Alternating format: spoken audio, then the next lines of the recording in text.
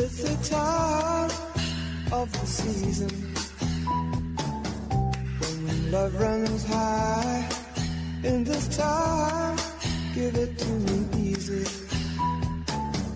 and let me try with pleasured hands to take you in this time to promised lands, to show you everyone. It's the time of the season for loving.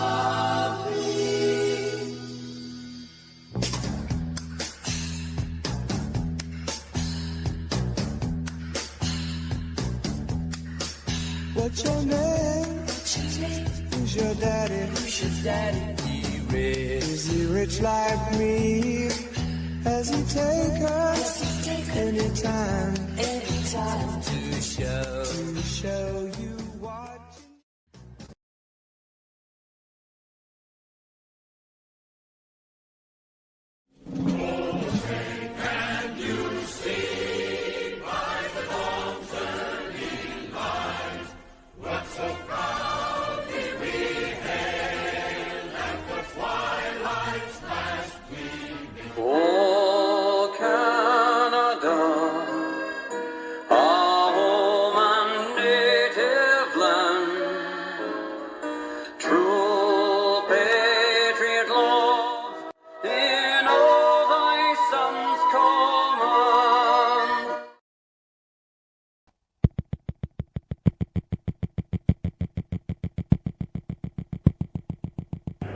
Ignition sequence has started. 6, 5, 4, 3, 2, 1, 0. We have commit and we have liftoff at 2:13. The Saturn V building up to 7.6 million pounds of thrust, and it is clear that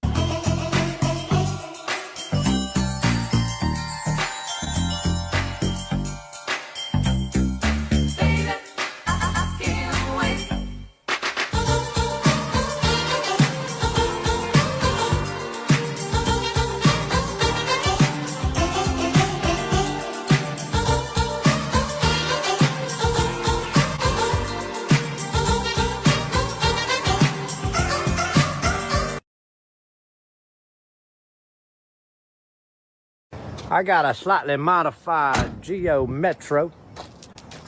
This thing's got 3 speeds.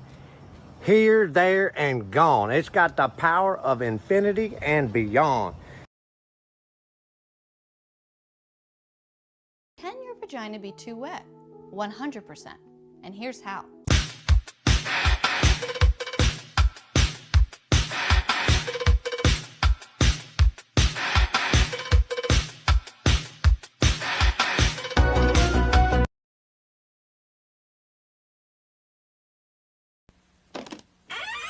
After these messages, we'll be right back. I like the way you make me laugh. I like the funny things you do. You got a style that's all your own. I like the sprite in you. You make me want to smile. You know you make me sparkle too. You're such a kick I'm around. I like the sprite in you. Sprite, the only one with Lyman. The unexpected twist that makes us different, livelier, special. I like the sprite in you.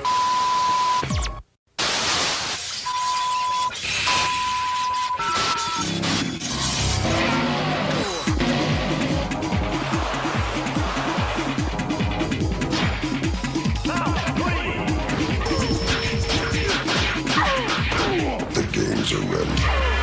Are you? Guess not.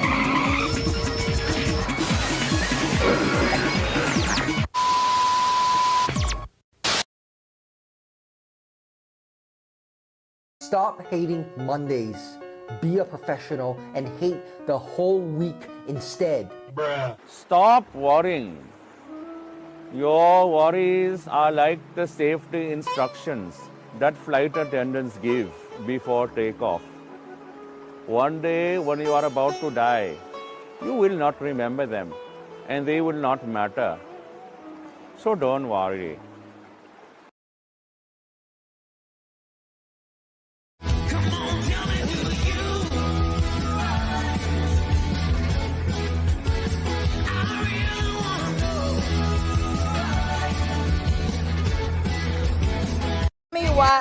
tell me why I came to McDonald's to ask for ice cream. And what time it is? 2:03 in the morning, and he gave me ice cream and cream. Ice cream. Like, he gave me ice cream. Give me my stuff. Give us other bags.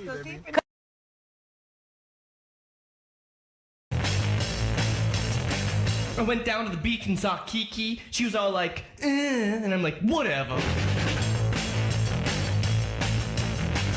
Then this chick comes up to me and she's all like, hey, aren't you that dude? And I'm like, yeah, whatever.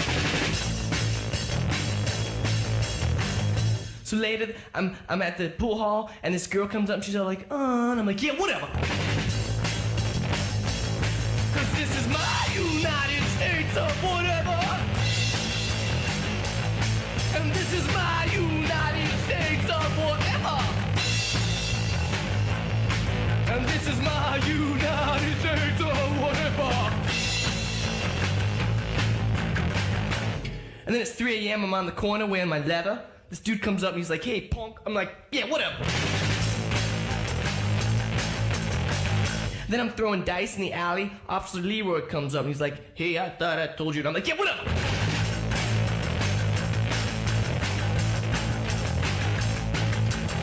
And then up comes Zaffo. I'm like, yo, Zaffo, what's up? He's like, I'm like, that's cool. Cause this is my United States or whatever. And this is my United States or whatever.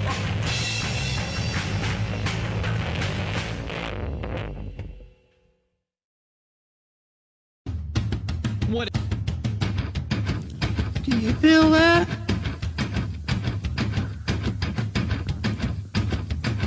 Do you feel that?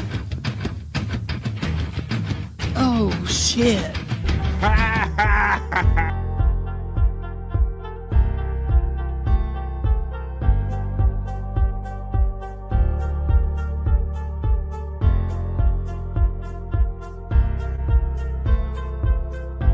We're doing it!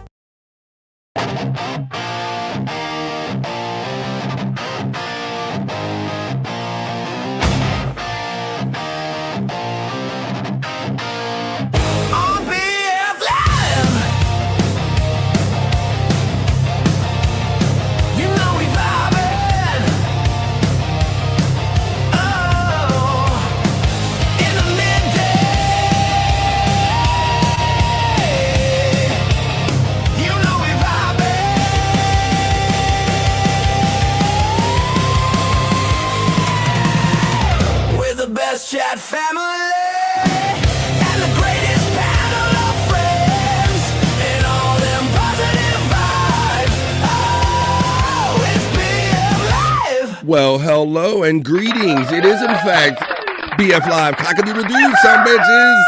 Early morning edition. Of course, any cock will do for you, Terry Nee. If you're watching, I knew you're probably watching. How's everybody doing today? Welcome to BF Live.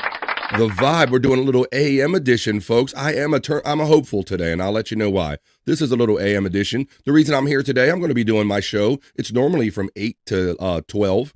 8 to 12, that's what we're doing today. 8 to 11. Excuse me, I haven't the morning yet. I got to drink my coffee. Normally, I do 12 to 3. I do 3 hours, right? I'm going to just do my 3 hours now. 8 to 11, that's what we're going to do, because the reason I have this like kind of goofy looking Orioles bowling shirt on and I've got the little extra Orioles things going on, baseball vibes today, is because today is opening day where I live at, folks. My Baltimore Orioles are having their opening day game today. That's the reason for me be checking in early with you guys. I thought rather than just sleep in and wake up and go to game, let me get up and do an early morning edition of BF Live. I won't be doing my regular 12 to 3 edition today because the game is about 3:05. So I just always enjoy baseball. It definitely reminds me of a lot of things. It brings a lot of things together for me. First of all, my father took me to games when I was very young, 6, 7, 8, and I don't even know, can't remember really the first time, but I know it was before I was 10. And like every year, I just think like to me, baseball and spring, it springs hope is eternal. Basically, it's like renewth and regrow. Like everything is possible today. It's like a reset.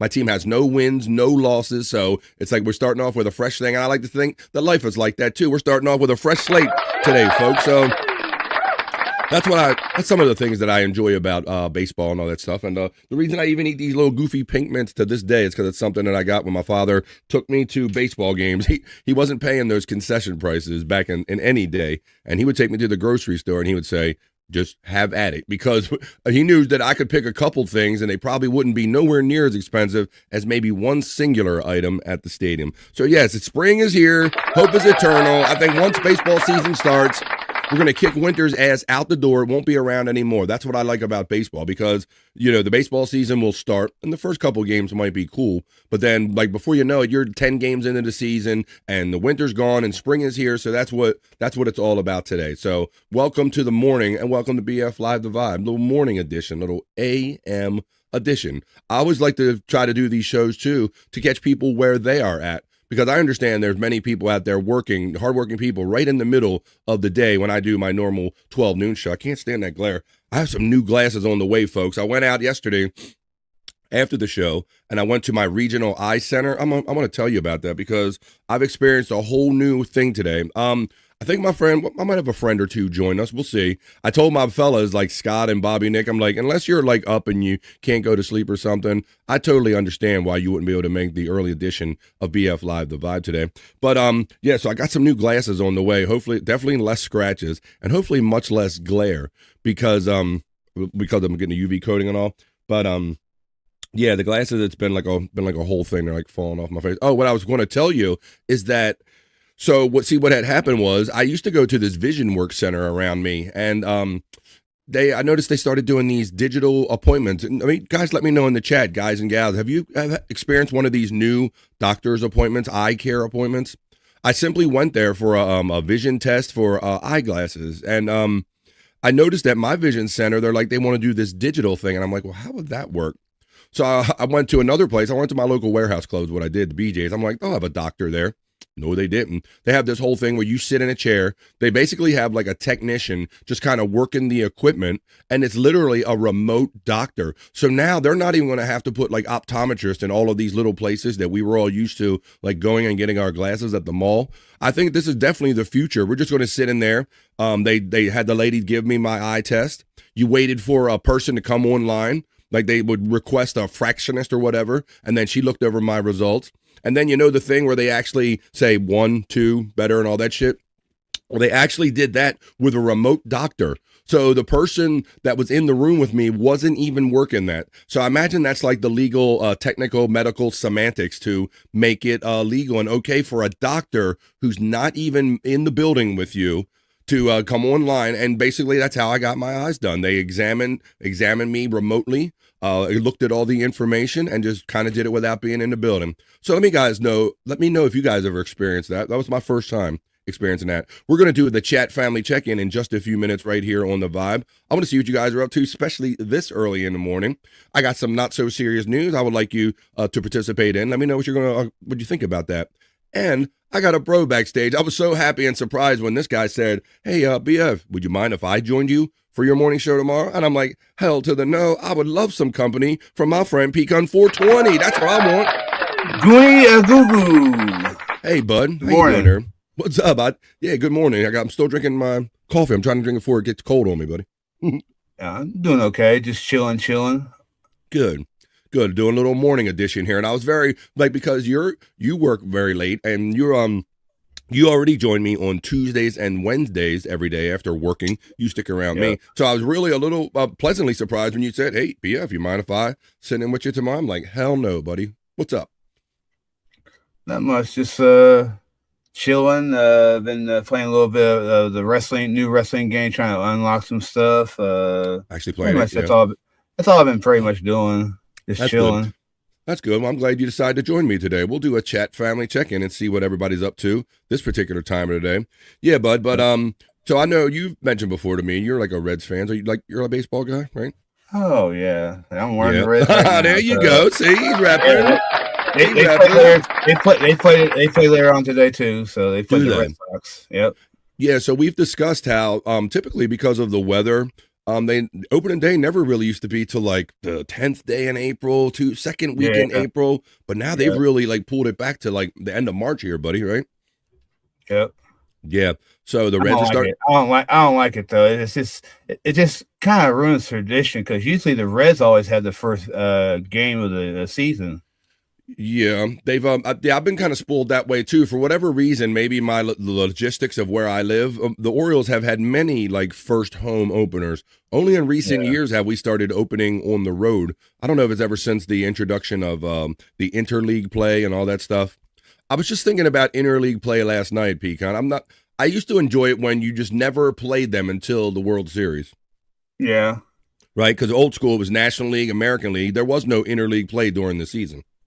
Yeah, because I remember when they started doing that. I remember the first time they did the Reds did. They played the White Sox. I went to the second game they ever did the interleague thing. I thought it was okay, but I thought it was okay the fact I got to see Frank Thomas play. That's good for you. Yeah, well, so it does help in that regard, in that at least it would like bring some teams in that you might, and like some players maybe if your favorites that you might not otherwise normally got to see.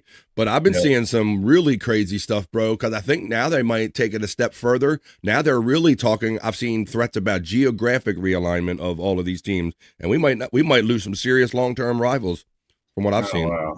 That's yeah, crazy. so they're really talking about like regionalizing it and totally mixing the Americans and the Nationals together. Like it just don't even matter anymore. But I hope they don't do that. Yeah, I don't know. We'll have to see what baseball brings. You know, this is going to be the first year with the challenge system in place. So that'll be interesting. I saw an umpire say, buddy, he says, well, nobody wants to be humiliated. Well, did he ever think of the other side of it? That a lot of at least a half of the more of the calls I've seen, they've kind of get them right, you know? Yeah. True. But right away, it's all about what they get wrong, not what maybe they get right and all. Well, that's what we do. Yeah. All right, well, look, I see Trigger Mind in the chat. I see people from down under checking in. Good morning, everybody. It's probably just a little bit after 5 a.m. out there on the West Coast. Well, Space Nerd said, yeah, she was kind of like, BF, I love you, but I don't go back to bed. She's like, I don't think I'm getting up quite that early. So let's see who is in fact up this time of day, Pecan. For those of you that don't normally see us during the day, welcome. I normally do BF Live The Vibe from 12 p.m. East until 3. We hang out for 3 hours a day. So if this is your first time in The Vibe, good welcome and good morning. Happy to catch you where you're at. Why don't we do some of the stuff we do at noon? We're going to do it right now. And we start off with the opening chat family check-in. I'm finishing up my coffee. Let me know what you guys are doing on this part of the day. You finishing up your coffee? Are you just making it? Are you rubbing your eyes going, what the hell is BF doing on the air already? Let me know, folks. Come on, we're going to wake and bake. We're going to screw it and do it. We're going to get into it. This is how we establish a vibe on this show every day. This is the opening chat family check-in for BF Live The Vibe stream show 506, the AM edition, folks. Throw your chats in. Let's talk. Come on, let's go. Come on.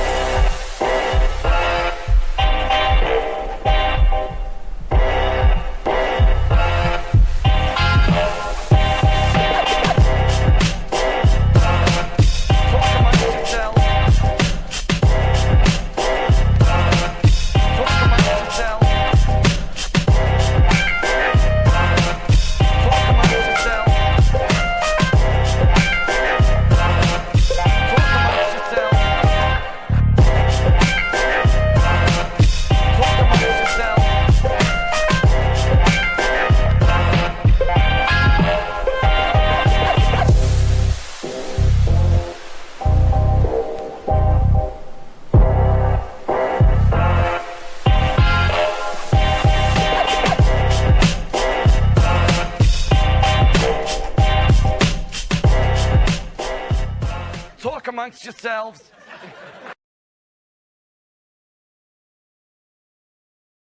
That's what the vibe is. You talk amongst yourselves. Talk with me and Pecan, and let's hang out for 3 hours and have a little fun day today, buddy.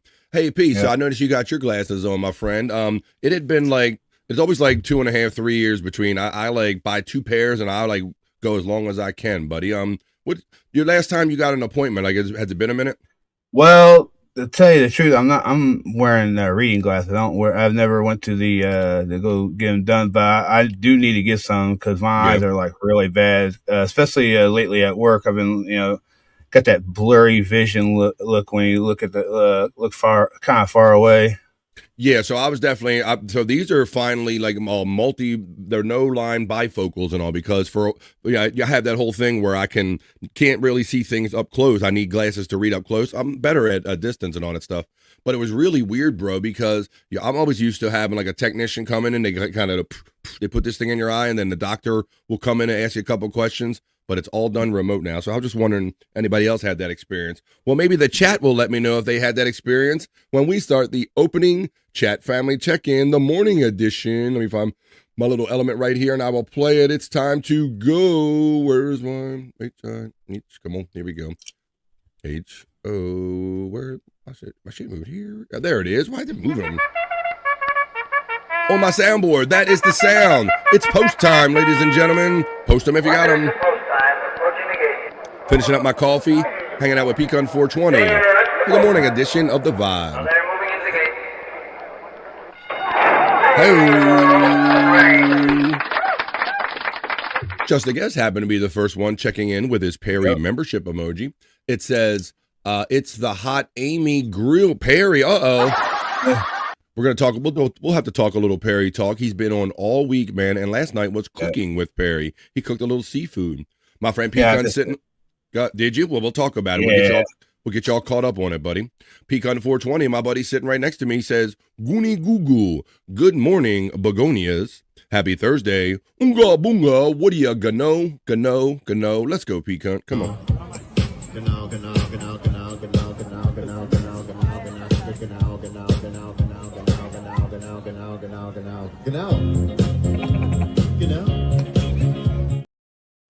Pecan 420 then checks in, having fun with his membership emojis too. Wendy in a wrestling outfit, Bobby Nick, myself, Perry, Juicy Man Meat, Scott, and Tammy. You can be a member for as little as $1.99. You can use them too, and I will love you long time. I'm required to. Legally required. Now, Pecan 420 checks in with our friend Just a Guest, and he says, what? He says, can I get a Hoya? Can I get a Hoya? Can I get a Hoya? Can I get a Hoya? Well, yeah, indeed, Pecan 420. Now, if you do join here, I am legally obligated to love you long time. But some of you just wait for Pecan 420 to lift and give somebody, because he does it every day. That's why we come up with a member defender kind of thing. Let's see who he caught today. Bro, you're catching the hotties lately, because yesterday you caught the lovely Ari Jane, number one. Where are you, Ari Jane? And then today he catches the one and only next hottie, Mrs.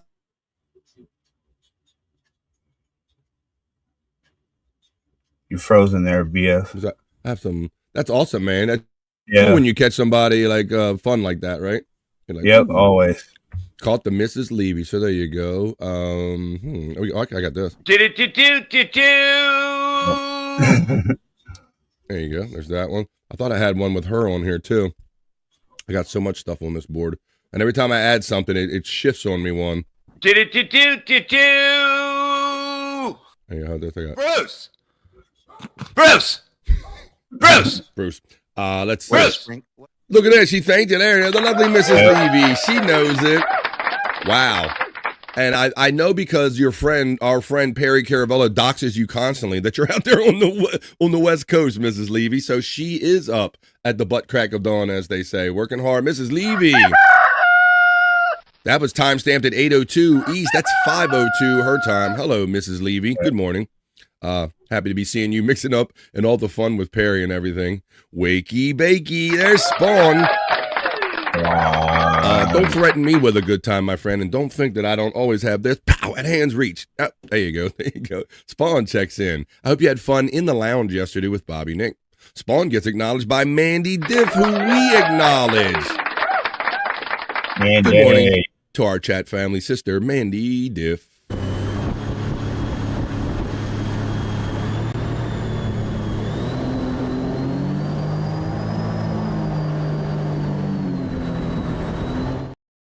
And I'll let you know today, those regulars here on BF Live, The Vibe, and this whole order of things we do, typically Pecan comes on at 10 a.m. East, and then, comes on before me, and then I follow him. Today, since I told him I was going to the game, we're going to switch it around a little bit. So you'll still be able to hang out with Reverend Wild Bill, and Pecan, you get your bill filled, right, Pecan?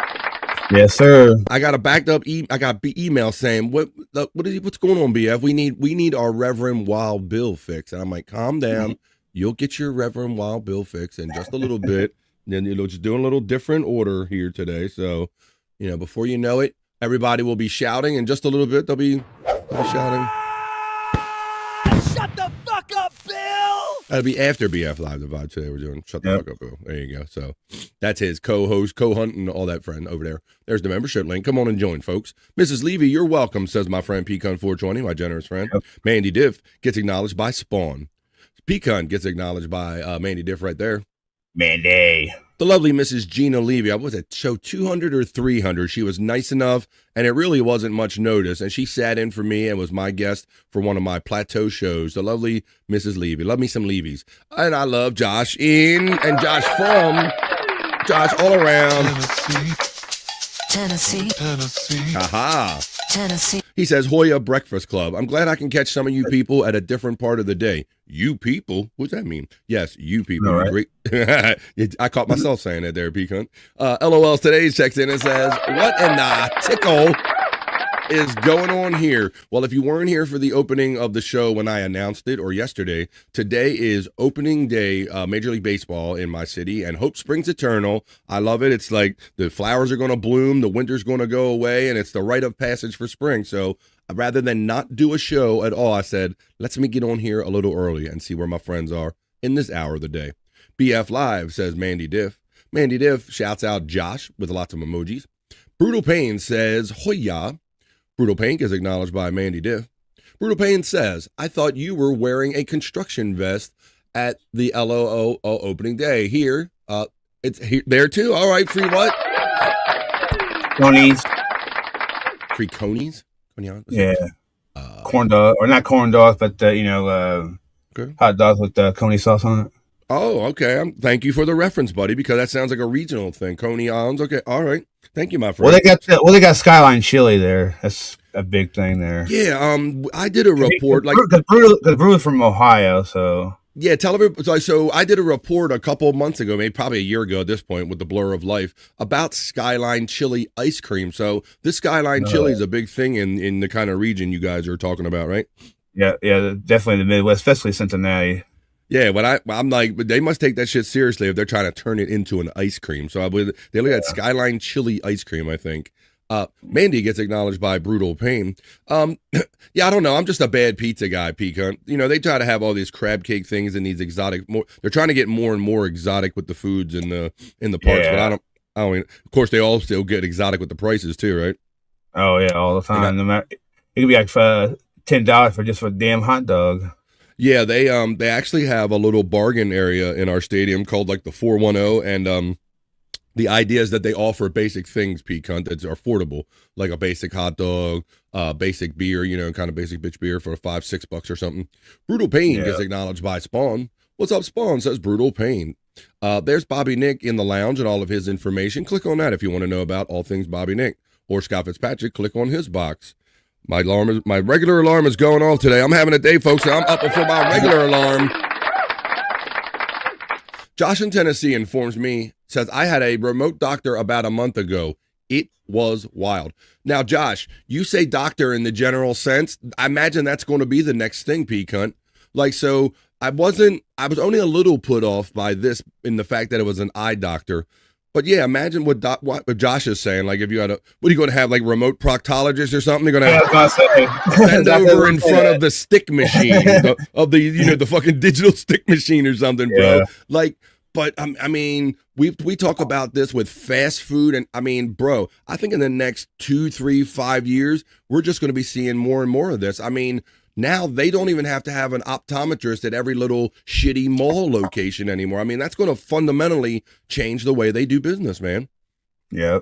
Unbelievable. And then before you know it, we're going to be bending over for digital doctors and like, Bend over in front of the digital finger. I'm going to probe you now. Stand still. Stand still. Try not to fart. Thank you, Josh in Tennessee, for letting me know your experience with digital doctors. There's Pecan's socials right there. He was talking about wrestling matches. He takes my likeness, his, Bobby Nick, and a lot of people in our community and puts them in fun wrestling matches. There's even Perry Caravello matches, Bob Levy's in matches. Go to Pecan 420 if you want to see those guys wrestle by clicking on those links right there. There's the Nightbot running for Andrew the Giant 96. You know what he does. He does this show. He stares in his pad and he ignores whatever. You know that. Red's opening day, Pecan. Brutal Pain is excited with you. Yeah, I guess, when I was young, it was always Johnny Bench and Pete Rose when I thought about and going way back was Lee May before he was an Oriole, I think. He's a long Red, so there you go. Talking about baseball. Flex 316 taking the vibe worldwide, checking in down under while he's playing Overwatch, I think you said in the chat. We'll catch up with you in just a second. Flex 316. And ain't that awesome, man? When you think that there's somebody on a whole nother continent, a whole other part of the planet, and they're hanging out with us right now. Yep. Trigger My checks in. Trigger My. My doctor does remote visits. Apparently, I'm too ugly for in person. Oh, you're so ugly, your mother fed you with a slingshot. How you doing there? Trigger My checking in on a Thursday special morning show. Yeah, and Pecan, it was very thorough, bro. Like it just went on and on. It was like they shot all these puffs in my eye, and the light, and my eyes are watering down my face. I'm like, can I have my glasses, please? There's the membership link. Come on, help me if you can. Flex checking in from down under said Rams and some team over here soon before AFL grand finale. 100,000-ish people at the arena. Yes, they are saying that for the first time ever. Football has they have a notion they want to be a worldwide sport. They aspire to be a worldwide coveted sport. So they're going to be playing their first ever National Football League game on the continent of Australia, Pecan, this upcoming season. That's cool. And it's the Rams and someone, I think. Let's see. There's Flex 316 getting the love from Mandy Diff. G'day, says our Australian friend from down under appropriately. Trigger My gets the love from Mandy Diff. Still playing Overwatch Live, says Flex in the chat. There it is. We'll drop back in. Pecan, you get acknowledged by Josh. Tennessee. I challenge you, gave my hush shoes. I gave my hush shoes. There's Nick TV Live if you want to support our friend Bobby Nick in the lounge and everything he does. The link boxes will be running the whole time for my friends that help me out, man. It's the least I could do. A hi, Mandy, from my friend Trigger. Josh says, I was talking about the eye doctor like you had. I was really thrown by it. Bro, it was like being on an episode of Star Trek, like being in the health bay when you're waiting for somebody. Like there's literally a monitor in front of you, and you're like waiting for but I am the ominous doctor. Can I help you? It's almost kind of like those vibes. We had to wait for 2 separate technicians. It's like, so basically you like get in a queue. Like she took all my tests and typed it all in, and then you're like they're playing like hold music for you. Like they're like hi, they're like, hi, your eye appointment is important to us. Please stay online for the next doctor when they step on it. It was literally like that, bro. Like you felt like you were on. It was literally like that. And then all of a sudden, their credentials would pop up on the screen. And then they come on the screen looking hard, like nothing like they're. And you're like, who the fuck is that? They don't look like that. When you gussied yourself up for that credential, you don't look like that. So yeah, it was a kind of a weird experience, but I have a feeling it's the future. Pecan socials are running right there. And with that particular chat right there, we have just completed an awesome early morning AM edition of the Vibe Chat Family Check-In. And now we know what's up, but now it's time to get on with the show.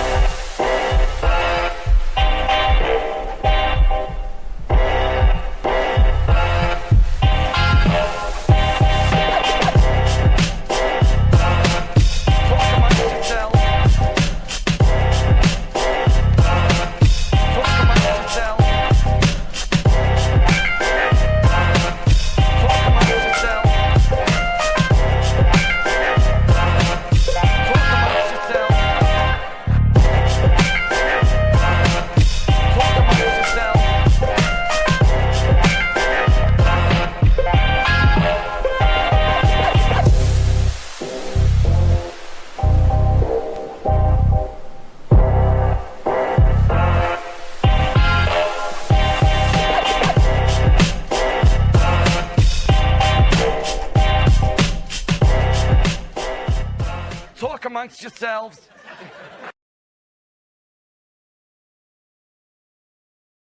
That's how we start off every episode of BF Live the Vibe. Yeah, P, I'm definitely getting to the point where I think we're not minding the future and the lessons we've learned. Like I always cite like RoboCop, the movie RoboCop last year was a shock.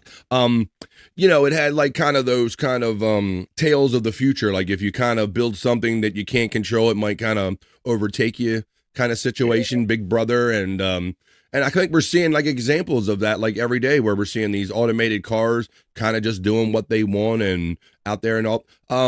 Recently, TMZ, you know, TMZ, they always keep up with everybody and everything. Recently, TMZ caught up with Robert Patrick, the guy that played the Terminator cop in the Terminator movies. Yeah. And they kind of asked him like, hey, Robert, what do you think about all of this like technology and AI and stuff? When they caught up with him at an airport thing, check us out. Hey, you're in obviously T2 Judgment Day. Yeah. So if you guys, for those that don't remember, T2 Judgment Day, he was the cop in the motorcycle cop that, you know, he came up with the glasses and all that stuff, and he came up to the car and tried to get Arnold, and then he kind of liquefied. He was like the next generation of the Terminator that came in hunting Arnold. So that's who. No, like, is life imitating art a bit? You know, are we getting closer towards that Judgment Day? Do you Every day. Yeah. Every day. I think, what is it? 2029 is the year we got to watch out. Is that right? That's right. I think that's when Skynet goes active.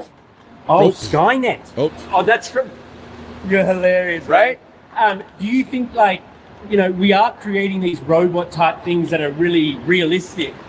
Do you worry about that? Are you excited about that? My airport. I don't know. I'm just like everybody else. We'll see what happens. All airports look the same, but it sure looks like mine. We'll see what happens. Because we might. Who knows? But it looks like it's getting closer and closer every day, doesn't it?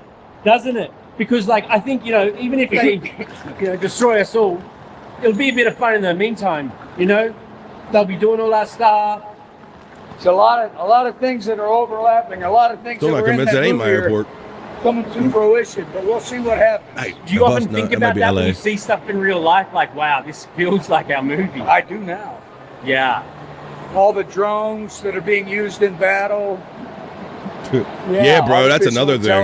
Right, we're not robots learning from the Clone Wars and the drones. We ain't learning shit, progression. P-cunt. Who knows what it's going to be, you know? We ain't learning shit, P-cunt, because you're seeing, like he says, sending the drones and the clones and all that stuff, man. It's like we're doing all of that shit, bro.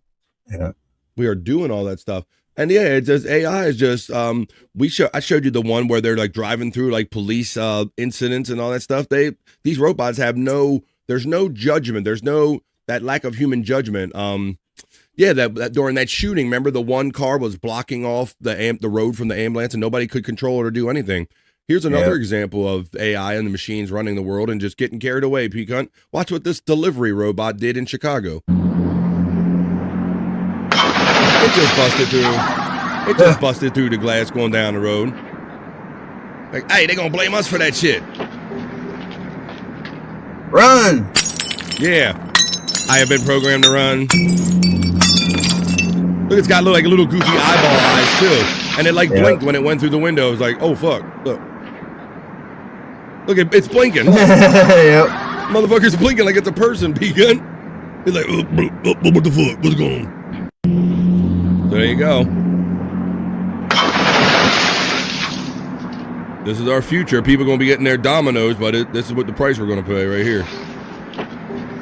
Crashing through shit. I am a robot. All right. I get it. Yeah, bro. So there you go. Let's see. Buckshot Kid checking in. Good morning, my friend Buckshot. What's up, man? How you doing, Buck? Good to see you. I was right on time today, bro. I started that sucker on 0-1 click. So get off it. Good morning, Pecan from our friend Buckshot checking in. Buckshot. Mama's Lemon Pound Cake checks in and says, good morning. Well, it's snowing again, but there are no alligators, so there's that. Well, there is that. Let me show you what Mama Lemon Pound Cake is going through. I got some, she sent me some pics. Let me show you what's going on here. Let me load up these pics. We got actual video, P-cunt. I think she sent this to me yesterday. Let me make it bigger. I'm always promising my wife. This is what, so if you want to complain about your weather, just know that Other people are really having some weather here like this. I'm not hearing it. There's no, look at that, Peak Hunt. If you're seeing that's a deck, and that's a deck chair, and that deck chair is buried up to the railing. Yeah. Man, I mean, that deck is taking all that weight of all that snow.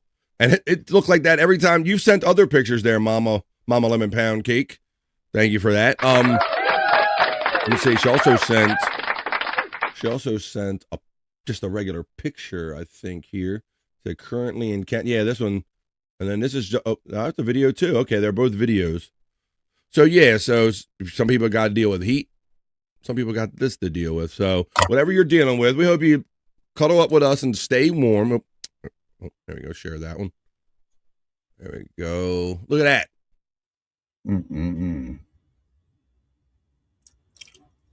Holy moly! Well, stay warm with us, see. So that's why I'm really.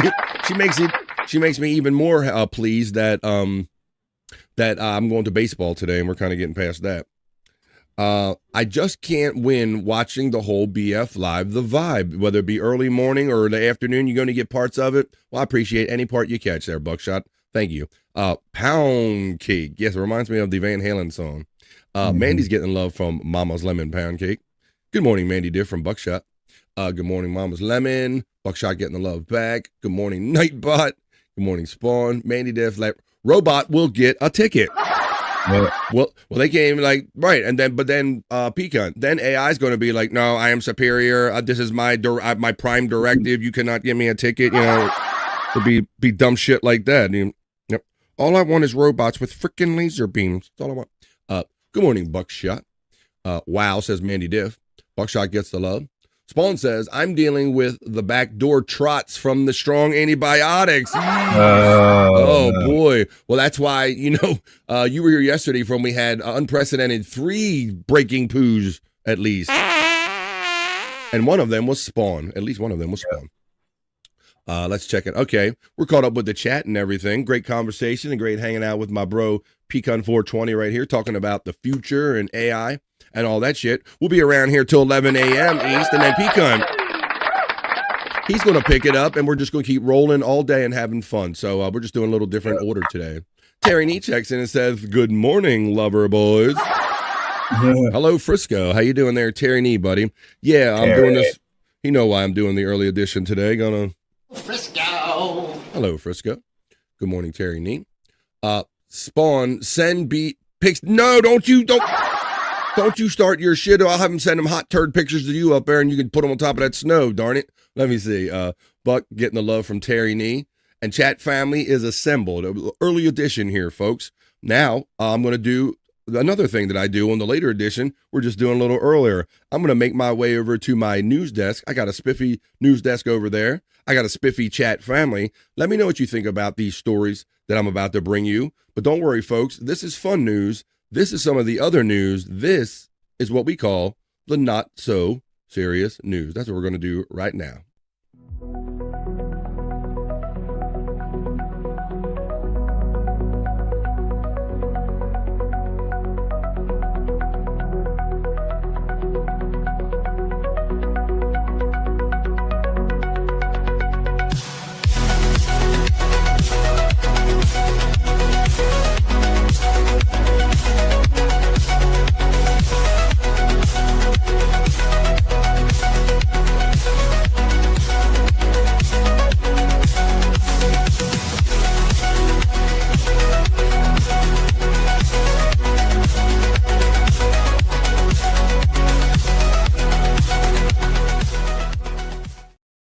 That's right, folks. I'm over here dancing at my news desk. And the reason I'm dancing is because I do fun news. I do the not so serious news with my friend, co-host and bro, Pecan 420, and the chat family. This is how we do for March 26th, Thursday, March 26th. The not so serious news is as follows. Let's talk about, in this first story I have for you, in some fun other news, not so serious news. This house, Pecan. You ever seen that flat iron building and they always show in New York City that's kind of really narrow, like it looks like an iron from the top and it's narrow? Yeah. Well, this house is just a little more narrow than that. The world's narrowest house is only 63 centimeters wide. Tiny minimalist houses have been around for many years, and the demand for smaller living spaces has been increasing. But the world's narrowest house really takes things to another level. It's designed to offer all the amenities of a modern home, but in a tiny space that is only 63 centimeters wide. I'm going to show you some video of them, what it looks like walking through and living in this type of house. Designed and owned by local man Fabio Moreno, the slim house of Akalama aims to convey the idea that happiness doesn't depend on the size of the house, but rather on making the most of the space you have available. Its narrow frame and bright colors have already attracted thousands of visitors, and it will likely become a popular tourist attraction. Look at what it is compared to other things around it. This is narrow. Although it might seem just like an outdoor art installation, the world's narrowest house has most of the bells and whistles of a modern home, including a bathroom, kitchen, dining room, hallway, bedroom, study, and laundry area, as well as 2 staircases connecting its 2 levels. And somehow, all of this is crammed into a space just 63 centimeters wide. Located right across the main square from Akalam, the world's narrowest house can be visited by curious passers-by. But the narrow space makes it very difficult for 2 or more people to check out the interior due to its size. Fabio Moreno has already sent his application to Guinness World Records for the title of the world's narrowest house, but it may take a little while to receive the confirmation. Guinness must first conduct a verification process that includes official measurements and technical documentation. However, Moreno is confident that bagging the world record. All right, let's show you. You don't want to hear any about it. You like to see it. Let's see what it looks like when a human look at the comparable right there, Pecan, as far as that woman's shoulder blades. So let's look at it now. This is the world's smallest house, narrowest house at 63 centimeters is what we're doing for our first story on the Not So Serious News on the Vibe. At just 63 centimeters, this would be the thinnest house in the world.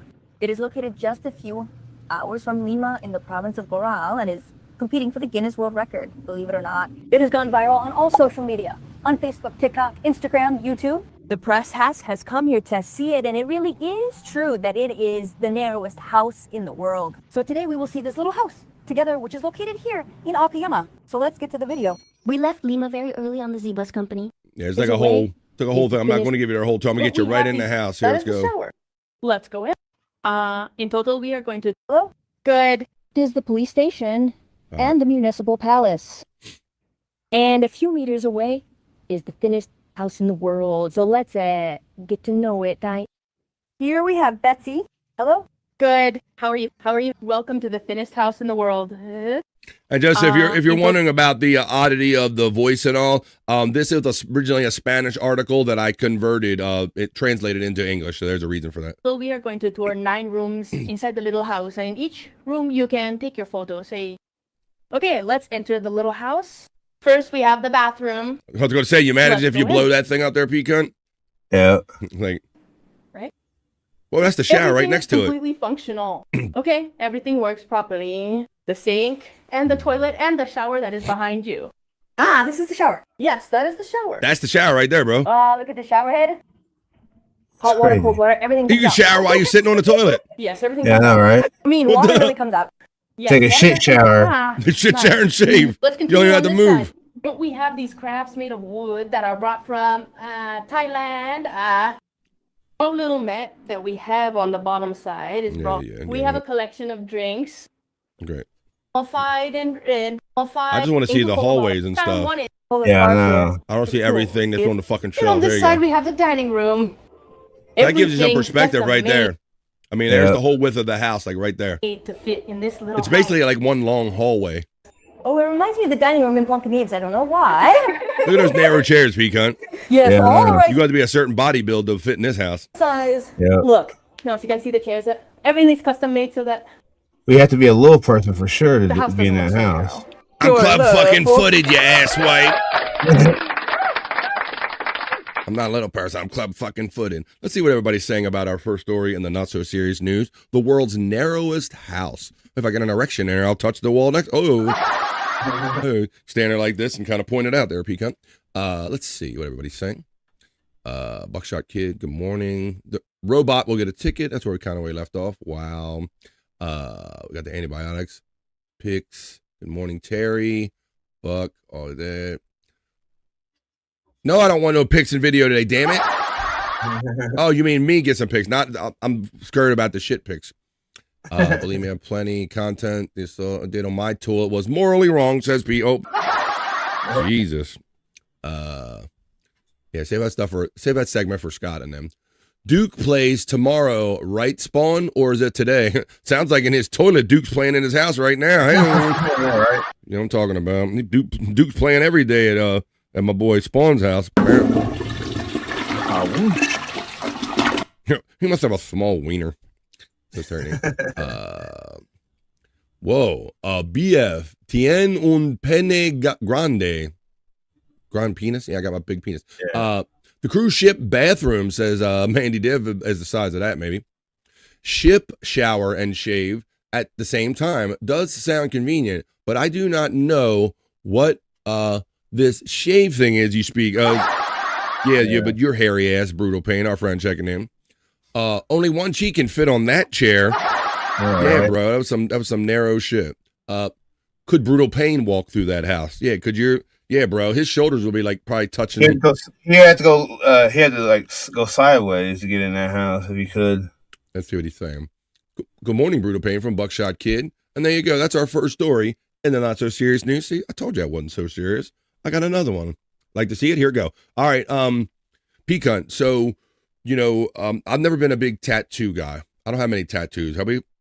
Me either. I don't have it. I wouldn't mind having one. I always told myself if I ever got one, I'd get like a tiger on my back. That would be the only thing. Oh, good, very good, baby. You're a tiger, baby. Well, okay. If that's your, that's cool if you like them. But if you get them and you get regret, it used to be Peacunt when we were younger. It's like once you got a tattoo, that shit was it. That's all we were told, right? Yeah. Well, now of course, which are like AI and advancements of all this technology we're talking about. You can take freaking laser beams and shoot them off, right? Yeah. So we heard, famously, I know recently, I couldn't believe like some of Pete Davidson from Saturday Night Live stories. Yeah. But that dude, he went through it for a while, like for COVID and all. He got depressed and he was going through shit, and he just fucking like got tatted his body like crazy, bro. You remember seeing any of those? Yeah, I remember that. He got neck. I mean, just any free space, he got it tatted up, and then all of a sudden, he kind of met a lady. Had a baby and kind of had a change of heart. So now he's gone back and got them all taken off. And it sounds brutal, but I wonder if he ever had this, my friend. This influencer reveals disgusting complication of tattoo removal, buddy. And I didn't hear Pete talk about this during his saga. Tattoos may not be forever, but that doesn't mean that getting rid of them is pretty. One influencer was left reeling after a tattoo removal session led to a disgusting complication, sending her racing online for advice. If you don't want to see something gross, please keep scrolling, Kyra Green warned her more than 800,000 followers on TikTok in a recent video. The 29-year-old realized something was amiss after her third tattoo removal session, during which she told the technician to amp it up there, Peacunt. She's like, crank that son of a bitch up. Don't be a pussy. She told him, crank that son of a bitch up. So I guess he cranked it up. And let me tell you what happened after he cranked it up. And she's like, come on, don't be a pussy. Crank that thing up. And she was like, it sounded like this. It was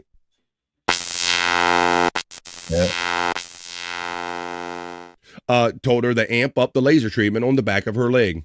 She says, she goes on to say, Peacunt, I have a high pain tolerance, Green said. And I was like, it's fine because it's been fine. But when she got home that night, she noticed the area felt a little hot, Peacunt. And when she looked down, her skin had started to bubble up. Oh. I was like, okay, those are probably, and I'm going to show you some of these bubble blisters from tattoo removal. She says, I was like, okay, those are probably just some little blisters, Green said. I've heard that can happen with tattoo removal. That's fine. The next morning, however, things took a turn for the worse. Covering her tattoo, a massive blister had formed on the back of her knee. Peacunt, look at that son of a bitch. And it was filled with a greenish brown liquid. Yes, the old greenish brown. So I've never heard this could be like an effect of having these done, Peacunt. Yeah, you think it would just, they just, eliminate them off and then that's it, and no complications, but apparently so. And especially if you tell them, I guess, to amp up the power on it. She pumped up the volume. Right? Let me see. Perry removed the tattoo. Perry. Exactly. Now, so he's never going to get him taken off now. Shut the fuck up. He's never going to, when he sees this shit. Terry Nee lets us know, while the initial acute inflammation settles, the presence of foreign pigment keeps the immune system alerted with macrophages. You a macrophage from way back, attempting to consume. He'll carry on in a minute. What's up, big sis? Checking in. Thank you for being a great big sister. Thank you for leading the effort yesterday on my Whack-A-Go Wednesday. Your generous $25. Let me see what everybody's saying about this and that. We got that ink thing. So yeah, Peacunt, this is pretty freaking gross, I'm going to say. That's pretty gross. Okay, yeah, there's a little tattoo ink left or something. She says, this is what it looked like. She told viewers, showing it off. Like, what the fuck is that? It felt like a water balloon was attached to the back of my leg. Green later told People. I was terrified that it would pop. Bewildered fans freaked out in the comments, with one urging the content creator to go straight to the emergency room. Others reassured her that the blisters like these are actually pretty common in laser tattoo removal. During the treatment, the laser fires rapid, high-intensity pulses of light that break up the ink particles in the skin, which the body can then flush out naturally. The laser generates heat on the treated area, inflicting controlled injuries on the skin surface. In response to the trauma, the body's natural healing mechanisms kick in, sometimes forming a fluid-filled sac like the one that ballooned on the back of Green's leg. Well, there you go. She said that, Peacunt, she said, I'm going to show you, I'll play you her video of when this is what got all the hits on it, but she's got 800,000 followers, but she says it eventually just kind of popped on its own, which is it's disgusting. Fucking gross. And I agree with her, but I'm still going to show it to you guys. She said I absolutely should not share this on the internet because it's disgusting. And I agree with her, but I'm still going to show it to you guys because why not? If you don't want to see something gross, please keep scrolling. I went to get my third session for my tattoo removal done on the back of my knee. This time we went up a little bit because, I don't know, I have a high pain tolerance. I was like, it's fine, it's been fine, let's amp that bad boy up. Got back to my appointment yesterday, I was like, she's a little hot. I looked down and it starts to look like it's like a little bubbly. And I was like, okay, those are probably just little blisters. I've heard that can happen with tattoo removal. That's fine. I wake up this morning and I'm gonna show you guys what I saw. This is what it looks like. Oh, damn, it's bigger, Pete. Yeah. What is that? Damn. That was bigger on that than it did in that photo I showed you. I thought it was just a little thumb size thing. Gotten way too comfortable on here. I'm sorry. She's got a nice little bubble on her. The internet is telling me a billion different things. Yeah, but what about the blister? I see what you did there. Yeah, bro. So I because I didn't have a tattoo, and I guess I hadn't heard it from anybody's other story, I didn't even know that was a potential possibility. But there you go. So if you're like me, now you know. Terry Nee says, my big sis was always mean to me. Well, look at you. Let me say no. Kathy's clapping. Yeah, that was kind of weird there, Peacunt. Didn't know that was a thing. So if you guys go brutal pain or somebody, you ain't getting none removed. But if you get some removed and you have that little issue, it's not you, it's the tattoo. All right. Let's talk about a technology story that involves robot assistants, AI, all of that stuff. Peacunt, I'm heartened by the technology. You ever see they make these, they're trying to help people with that are paralyzed, these exoskeletal suits where they basically put you in an exoskeleton frame and they're trying to help people walk again and shit, right? Okay. Well, this is kind of along those lines. I think people are looking for ways to assist people with their mobility with using robots. Now, typically I've seen the exoskeletal one where they literally, you just sit in kind of like almost a RoboCop suit. You get put in the suit. Well, here's a little variation of that might be part of the future, helping people maybe be more stable, like during injuries and reduce back tension and stuff. Check this out. Hydraulic powered suits that help the wearer lift and carry heavy objects or move around with ease have been around for years. But a team of Chinese researchers recently launched a new and unusual model inspired by the mythological centaur. I'm a centaur. I'm a centaur. I'm a centaur. The aptly named Centaur power suit is essentially a bipedal robot. Well, it's like, I got Terry Nee in my chat. I already know what a bipedal robot is. He said pedal. The aptly named Centaur power suit is essentially a bipedal robot that attaches to the wearer's back, walking up behind them as an extra pair of legs. These robotic legs follow the user's movements and respond naturally to change in direction and speed. But as cool as that sounds, it doesn't seem very useful. But is it? According to the creators, I'm a centaur. The centaur, the difference between the bipedal robot and the conventional power suits that I was describing is huge. While most suits are designed to attach to the wearer's body and limbs, assisting their movements, the centaur acts as an extra pair of legs, which presents a series of advantages. The robotic legs can take on any burden completely, and they are less likely to impede the wearer's movement. The centaur uses a flexible coupling mechanism to attach to, so it's like if you had Terry Nee behind you just holding your hips tightly the whole time. The centaur uses a flexible coupling mechanism to attach to the wearer's back. It consists of a non-linear spring that, when subjected to small forces, maintains firm stability and remains soft and comfortable, even when a larger force is applied to the power suit. According to researchers, thanks to the unique attachment mechanism, the forces generated by the movement of the wearer and the robot are effectively separated. So basically, this can split any load it perceives. And it says, Pecan, it can also ease the load on your back, like if you're having like compressed disc issues or things of this nature. Yeah. It says, if the scientists behind the Centaur power suit are to be believed, the metabolic cost of walking with a load of approximately 20 kilograms on one back are reduced by approximately 35% by having this robot. So yeah, it says it could help you as far as like stability when you're recovering from surgery and just basically stopping from falling or helping to take it. It's a centaur. I'm a centaur. Let's see what look at if you're I'm a real life centaur. Look at that, bro. I'm a real life centaur. Yeah. So I mean, this might be the perfect solution for somebody. It might stop people from falling over if you don't have a Terry Nee to hold you up or something like that. But there you go.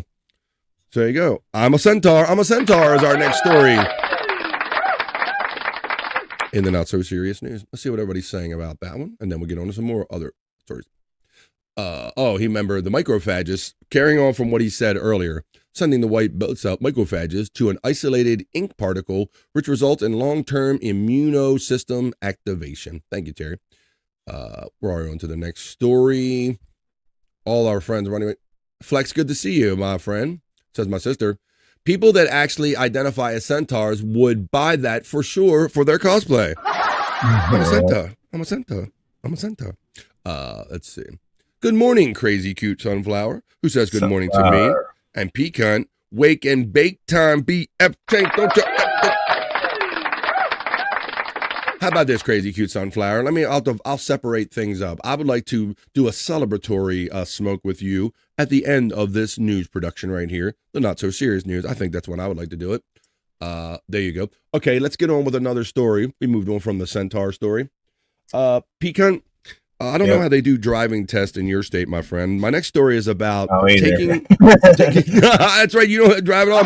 Who am I talking to? I have heard you mention before that you're kind of a bus and a kind of a Uber guy, if you can be, right?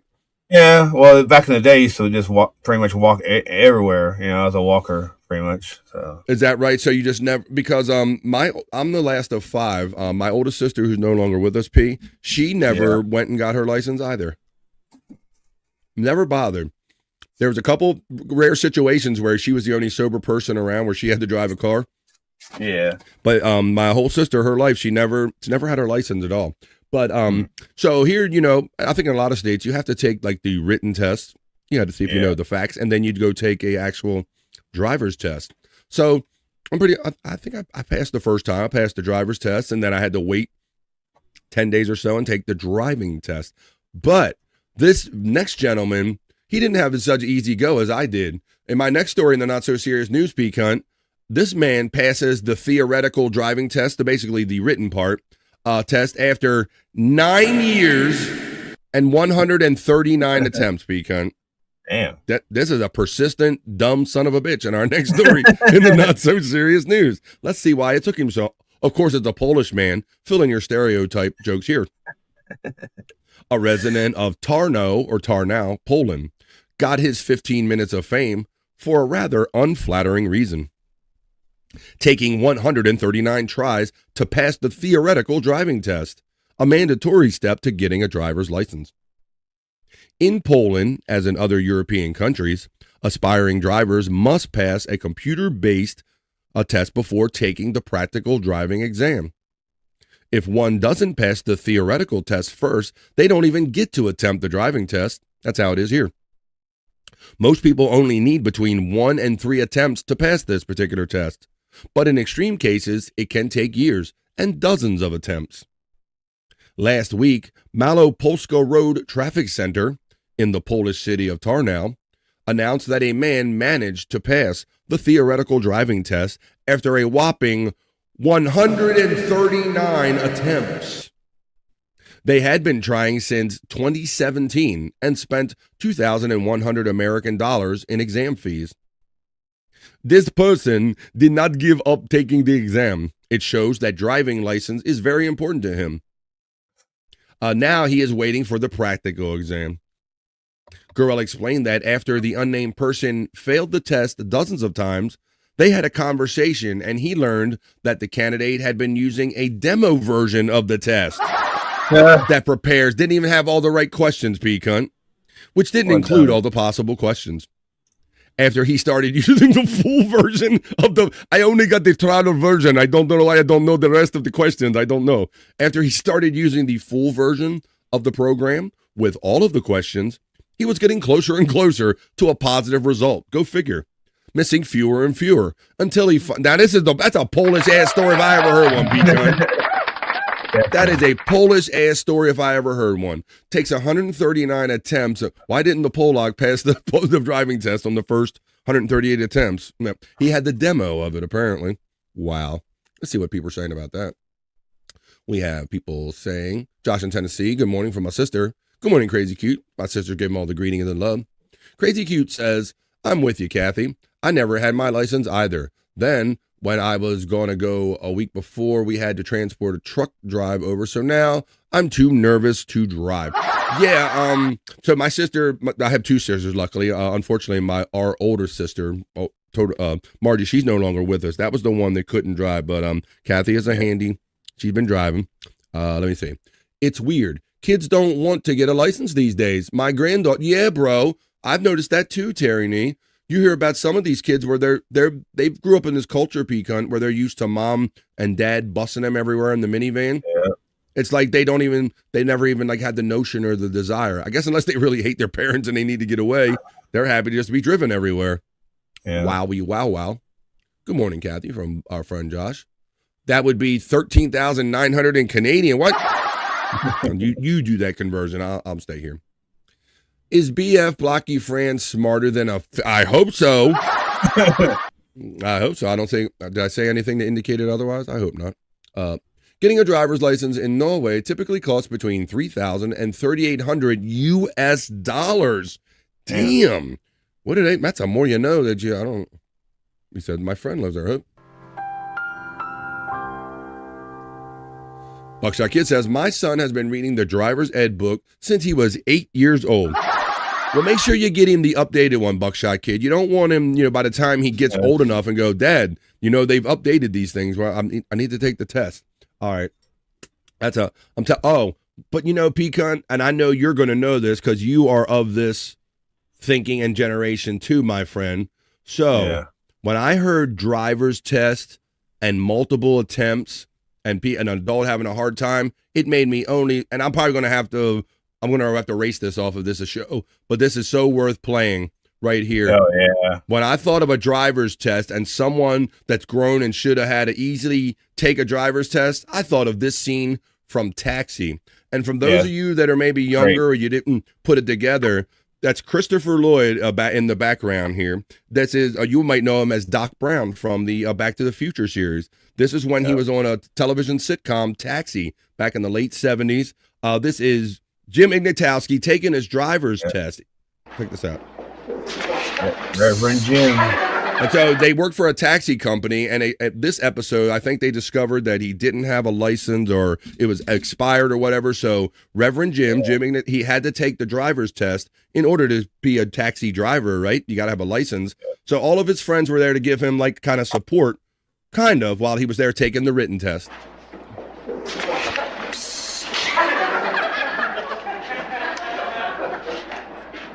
What does a yellow light mean? Slow down. What does a yellow light mean? And he says, slow down, right? Okay. What?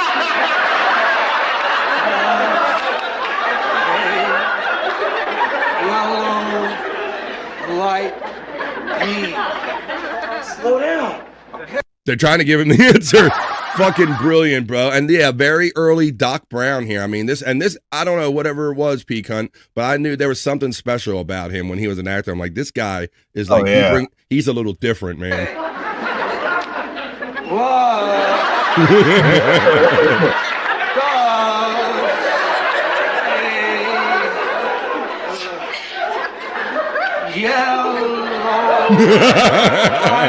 You had that Jim Harry. Oh, you had the Bobby Wheeler. Oh, you had the Bobby hair. There you go. All right, I'm not going to play the whole thing because YouTube and the rights holders, they don't really like when you play that whole thing right there. So hopefully I might have to erase that off of this episode. But that was worth playing, because when I heard of some grown-ass person taking all of those attempts at a license for whatever reason, I put it together with that scene from Taxi, man. So funny. A young Christopher Lloyd. All right, let's continue on. I got two more what I call regular stories before I get to the bikini report, and we end up the not so serious news. We have a mystery, P-Cunt, to solve. Oh, and we can solve this together. This story, it says a New Jersey town claims that a mystery noise is making life miserable for residents. It's coming all the way from Manhattan. Is our next story in the not so serious news, P. This is very interesting. It says, that ain't no lullaby, the story starts. A mysterious stream of ear-splitting music has been tormenting a sleepy New Jersey town for weeks. And some residents are convinced the sound is coming all the way from Manhattan, 1 mile away. Cops in Edgewater say Big Apple parties are blasting beats so deafening that they are traveling across the Hudson River and into the bedrooms of sleeping residents. But no one has been able to prove exactly where the sound is coming from.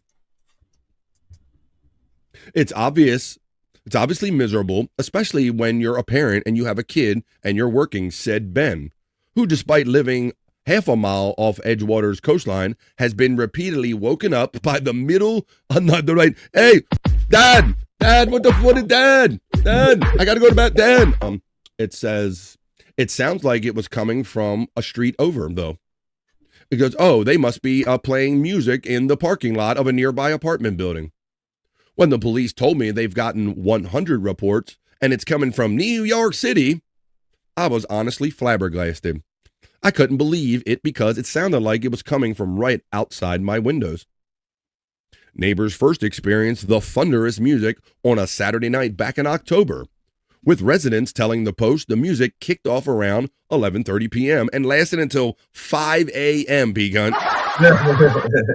The issue seemed to be a one-off until it returned in February for 4 consecutive Saturday nights. The noise ranged from 11:30 p.m. to 5 a.m., resulting in hundreds of complaints to the Edgewater cops for loud music coming from New York City. It was so loud, it sounds like a concert outside. My husband even went outside because it was so loud, but we couldn't see anything, said one neighbor who declined to share her name. I'm exhausted and I'm pissed the next morning. I have 2 young kids. I have a 6-month-old, so I'm just exhausted. Edgewater cops told the Post that the NYPD tracked the noise down to Skinny's Cantina on the Hudson in West Harlem, a Mexican nightclub directly across the water from the New Jersey town. The lounge, however, has been shut down since the new year after it was sold to a new owner. There's been zero activity there, says Joseph Lecole, the prior owner of Skinny's, told the Post. The NYPD would also not confirm whether they had identified any other source of the noise despite the claims by Edgewater cops. Exhausted Edgewater residents were relieved to enjoy a silent Saturday last week, but the breakdown in communication between the departments is leaving them with little hope that their peace will last. Every time I call the NYPD, they're like, okay, we're going to check it out. But then they're like, they don't sound too sure. It's like the first time they've heard of this, right? They're clueless, one neighbor said. Between the Edgewater Police and the NYPD, no one's doing anything about it. Noise traveling from a mystery location. Piquant mystery noise is coming across the water. It's our next story. No, not so serious news. Let's see what people are saying about this one. All right.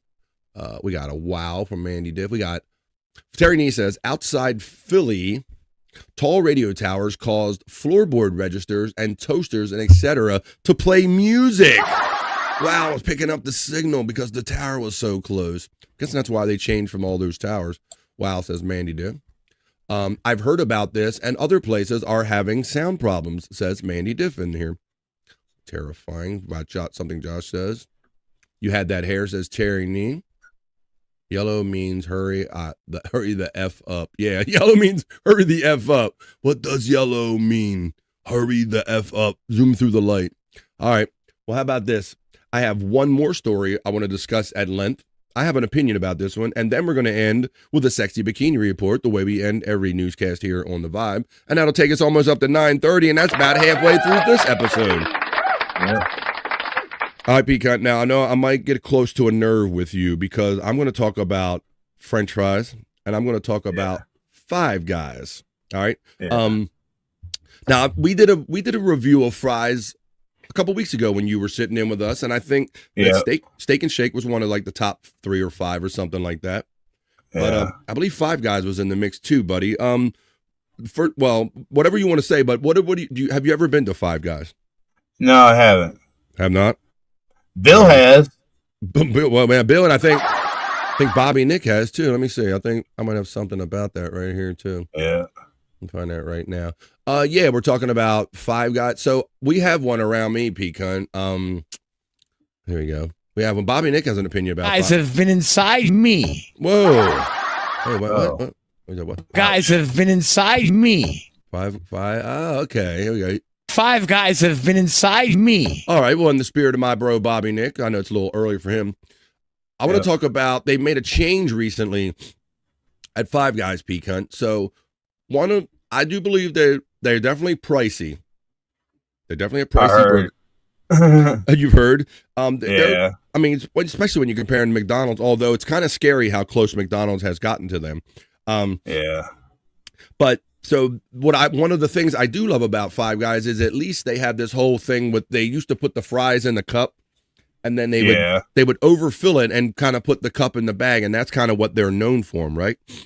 Okay. Well, we have some controversy now because I went just about a week or 10 days ago, and I experienced this too. Five Guys replaces the cup that they normally put in there.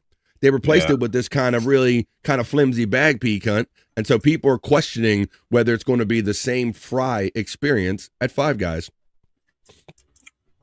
Five Guys isn't receiving 5 stars from everyone after its latest menu change. Five Guys that are time yet. Have been inside me. Five Guys have been inside. All right. In the social media post made on March 16th, Five Guys announced it has ditched its plastic fry cups for the craft paper bags, Piquant, and some customers aren't pleased. We're still using the same fresh cut potatoes and generous portions. I question that. But this new packaging helps the fries hold their texture and keeps the takeout delivery fresher longer, the burger chain said in a post, adding that the bags are grease resistant, BPA and BPFA free. As is tradition when a fast food joint changes things, some customers have taken to social media to voice their thoughts. Many of the comments regarding the new fry bags are centered around their greasiness, which is true. They soaked up the grease like right away. That's the first thing I noticed. The cup kept some of the grease from soaking through the bag into your car seats when taking it home, one Facebook user commented. Though Five Guys claims the bags are grease resistant, promotional photos of the new packaging clearly depicts grease spots on the bags and the packaging around them. And I can attest to that. These bags were totally soaking up the grease of the fries. Many customers have shared a noticed difference in the amount of fries. I can also acknowledge that too, because I do not believe it did not seem like the same amount that the cup was in plus. It seemed like they filled a flimsy bag and they counted on it being flimsy. Can confirm that the portion I got definitely changed. So not loving the $6 fries. One Instagram user said of the Five Guys post, the portions are smaller with the bag and the grease soaks through much faster. Had the bag of fries one time, haven't been back since, one Facebook user wrote. So I agree with that, P-Cunt. I know you probably noticed too, like sometimes when you buy food and you try to get it delivered, fries are the one thing that just don't deliver very well. If they all get hot and soggy together. Yeah. So I guess I understand they really want these things to kind of be able to dry out and not collect that moisture and air out a little bit. So maybe for that very little reason, they're good. But I thought that I got a flimsy bag of not filled bag of fries this time. So that's how I think. Oh, wow. To save money, we will be using bags made from the hide of previous employees. Very environmentally and friendly. That's a good one. Let's see. I question their generous portions that they used to have. Same, Josh. Me and my wife went last week, and I got this shitty bag, and it was all flimsy, had no size. I didn't like it either, Josh. Thank you for verifying what we're thinking. We're all thinking the same thing. Five Guys at the same time. Sachunksta. What's up, Sachunksta? He simply says, a beef tallow. Show me your beef tallow. I thought you were just happy to see me. Is that your beef tallow? Five Guys have been inside me. All right, calm down about it. I'm not. Yeah, well, beef tallow. That's yeah. Well, beef tallow. That's what the Steak and Shake has now. Yeah, I understand that that people are moving from the vegetable oil and the peanut oils, and they're going back to the traditional beef tallow. You understand? Yeah. All right. How about this, ladies and gentlemen? I'm glad we discussed that, and I'm glad some people have been there, like Josh in Tennessee and others that kind of experienced what I did too. I believe that it's also a convenient way to skimp on the little portion of fries that they typically give you. All right, we're going to end this newscast the way I like to end every newscast, with a sexy bikini report. That's right, they wear bikinis and they report you actual news, folks. So why not have them do the last report here on the Vibe? Pecan, this is about the Lollapalooza Music Festival. Oh, wow. I mean, I think Lollapalooza was one of like the first things I ever heard about Jane's Addiction being attached to, and some of those kind of edgier bands back in the day. It was kind of a rock festival for maybe those bands that really didn't have festivals back in those days.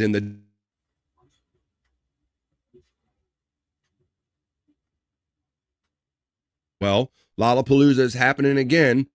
Via some of the 2026 lineup, we're going to end the Not So Serious newscast with the bikini report, and she's going to tell you about 2026 Lollapalooza lineup has been revealed. Go ahead, bikini report. Tell us who's playing that music. If you like your music live, time to start planning your trip to Lollapalooza. The iconic music festival has revealed its lineup, and the headliners are Charlie XCX, Tate McRae, Lorde, Olivia Dean, John Summit, Jenny, the Smashing Pumpkins, and the XX. As for the other artists, look at that lineup sheet, P-Cunt. If you see that, like there's just nothing but artists for days and days. And what I've noticed, at least of those first couple ones, is that you have a lot of like this Tate McRae and all. You got these social media artists, bro, that are that's really, they don't really have like a whole collection of music or anything, but because they had that click power, bro, they're there. Can't read them all because we'd be here all day, but they include the Chainsmokers and Lil Uzi Vert. Lollapalooza is happening July 30th to August 2nd at Chicago's Grant Park, and tickets are on sale now, but you better move fast. At the time we're recording this, there's already a wait list for 4-day tickets, and apparently limited 1-day tickets remain. That said, I suspect the 4-day Lala Insider package might be available for a bit. Designed for 2 people, it comes with exclusive front of stage viewing, a dedicated concierge, private golf cart transportation, and backstage access. The only catch is it costs 29 grand. What? But let's say you ponied up and got that package. Who would you be most looking forward to 29 grand seeing, and to see everybody? Who would you be most looking And even if you paid it, you don't have enough hours in the day to actually see everyone. forward to meeting? Let us know in the comments and follow the Bikini Report for more daily headlines. You done lost your mother? You done lost your motherfucking mind. Lola had a package. Wait. Saying something there? I don't. There you go. Oh Lord, there you go. Damn it, Mr. Garathan. I didn't know they still had Lollapalooza. That's why we bring you the not so serious news. Yeah, Buck. I have the same impression that you did. It was one of the bigger festivals for a while there, P. And then after a while, you didn't hear about it for a minute. So I do think they kind of revived it. Maybe I'm having a recollection like that too. The Chunkster says that I live close, but there's no one that I want to see. And that's an amazing statement considering that there were 4 days worth filled with bands. And then, that the fact that there's not even enough in there that you can make it worth your money. Lord, we got that one. Has a package. Look up the 250 Years of America ship convoy for July 4th. Just saw it on the news in the living room. Well, Mandy, hopefully some of those ships will be coming my way. I'm just down the river, literally from the Naval Academy and Annapolis. So a lot of times when they have those friggin' frigates and all that kind of cool stuff, we get to see some of those friggin' frigates using old ships. Yeah, and they do some of those. That is pretty cool when they have some of those kind of brigades of old ships, sail ships from all over the world. Terry, what are you trying to get me to do? And I knew this was you. She walked up to me and she asked me to dance. She walked up to me and she asked me to dance. I asked her for her name and in the background, dark brown voice, she said Lola. Hello, Lola. Lola.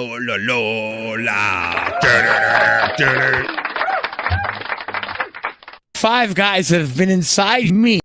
Okay, and 5 guys were a part of the stories that we ended with the Sexy Bikini Report, and that's how we wrap up the other news. That's how we just wrapped up the not so serious news. Let's get on with more fun.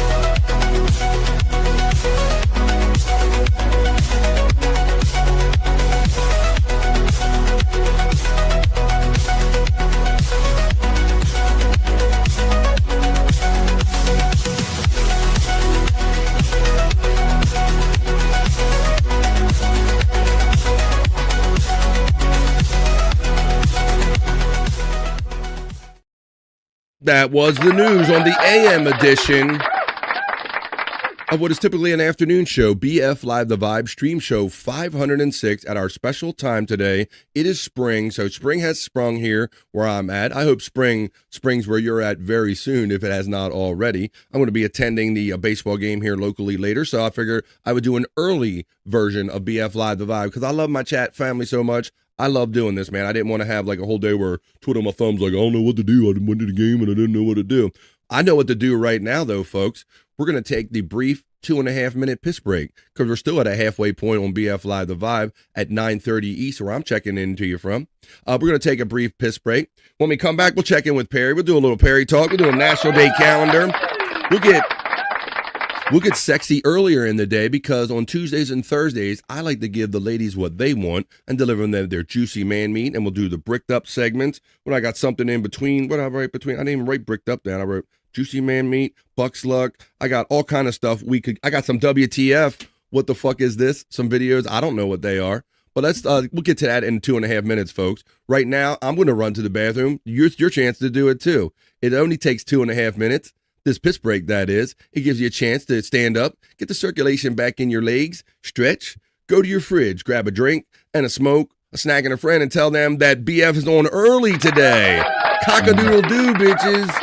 Any cock will do for you, Terry Nee. And when we come back from this brief 2.5-minute piss break, more fun on the other side. Right? All right, they're awake already. 2.5 minutes, more fun. Come on back.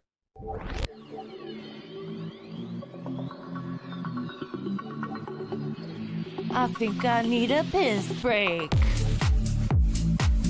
I'll do the pee-pee dance. I'll do the pee-pee dance. I'll do the pee-pee dance, pee-pee dance. Yeah. Think I need a piss break. I think I need a piss break. Yeah. Oh, yeah. I think I need a piss break. I do the pee-pee dance. I do the pee-pee dance. Yeah. I think I need a piss break. Oh yeah. I'll do the pee-pee dance. Oh, watch me now. I'll do the pee-pee dance.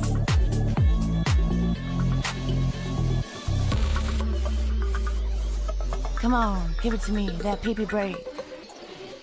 DJ, hook it up. Drop that beat. Yeah. I'll do the pee-pee dance. I think I need a piss break.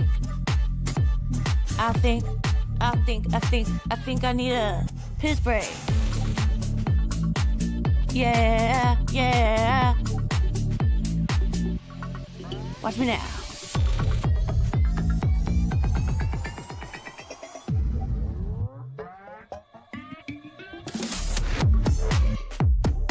Pee-pee breakdown, pee-pee breakdown. Break it down, pee-pee, yeah.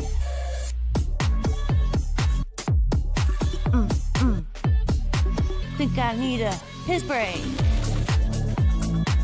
I think I need a piss break. I think I need a piss break. Oh, yeah. Wash your hands. Don't be gross. I know you touched your pee-pee. Well, it is mine, and I can do what I want with it. That is the conclusion of the BF Live the Vibe piss break. It's just a little chance to get up and pause for the cause. So I hope everybody took advantage of that, and you're ready for another hour and a half of hanging out. My boy P Cunt will be back in a minute. Bobby Nick, he couldn't be with us today, but he's with us. 5 guys that have been inside me. Okay, there you go. All right, well, there you go. We're just having fun here. A little AM edition of BF Live the Vibe today for those that are just joining us, because I'm going to be doing something later in the day when I'm normally doing my regular edition of BF Live the Vibe at 12 noon. So I want to do a little early edition today. Holy shit. Nintendo just announced Fox McCloud from the Star Fox games will be in the Super Mario Galaxy movie. Oh, shit, they're bringing them side characters in. It'd be interesting to see. I imagine that movie will do well. But, you know, you got it when you're talking about characters in that movie, you make me wonder what does the future hold for, like, Nintendo and that whole... Are they going to keep adding to that franchise? Do they have any more Super Marios in their kind of back pocket or anything? I'm wondering what the future of that stuff will be. All right, well, the reason I'm kind of in my baseball-y kind of gear today because it's spring, first day of baseball. Spring has sprung. How about this? A lot of us here, at least I'll speak for myself, I come from a Stern background. I love Howard Stern and the heydays of Howard Stern and stuff. And those guys would like to mix it up, talk about baseball, this, that, and the other. I was going to play a little, some couple clips that I have from Richard and Sal and all. And when I go back and look at those wacky kind of days of the Stern Show, I like to do it in the form of a whack package, if you will.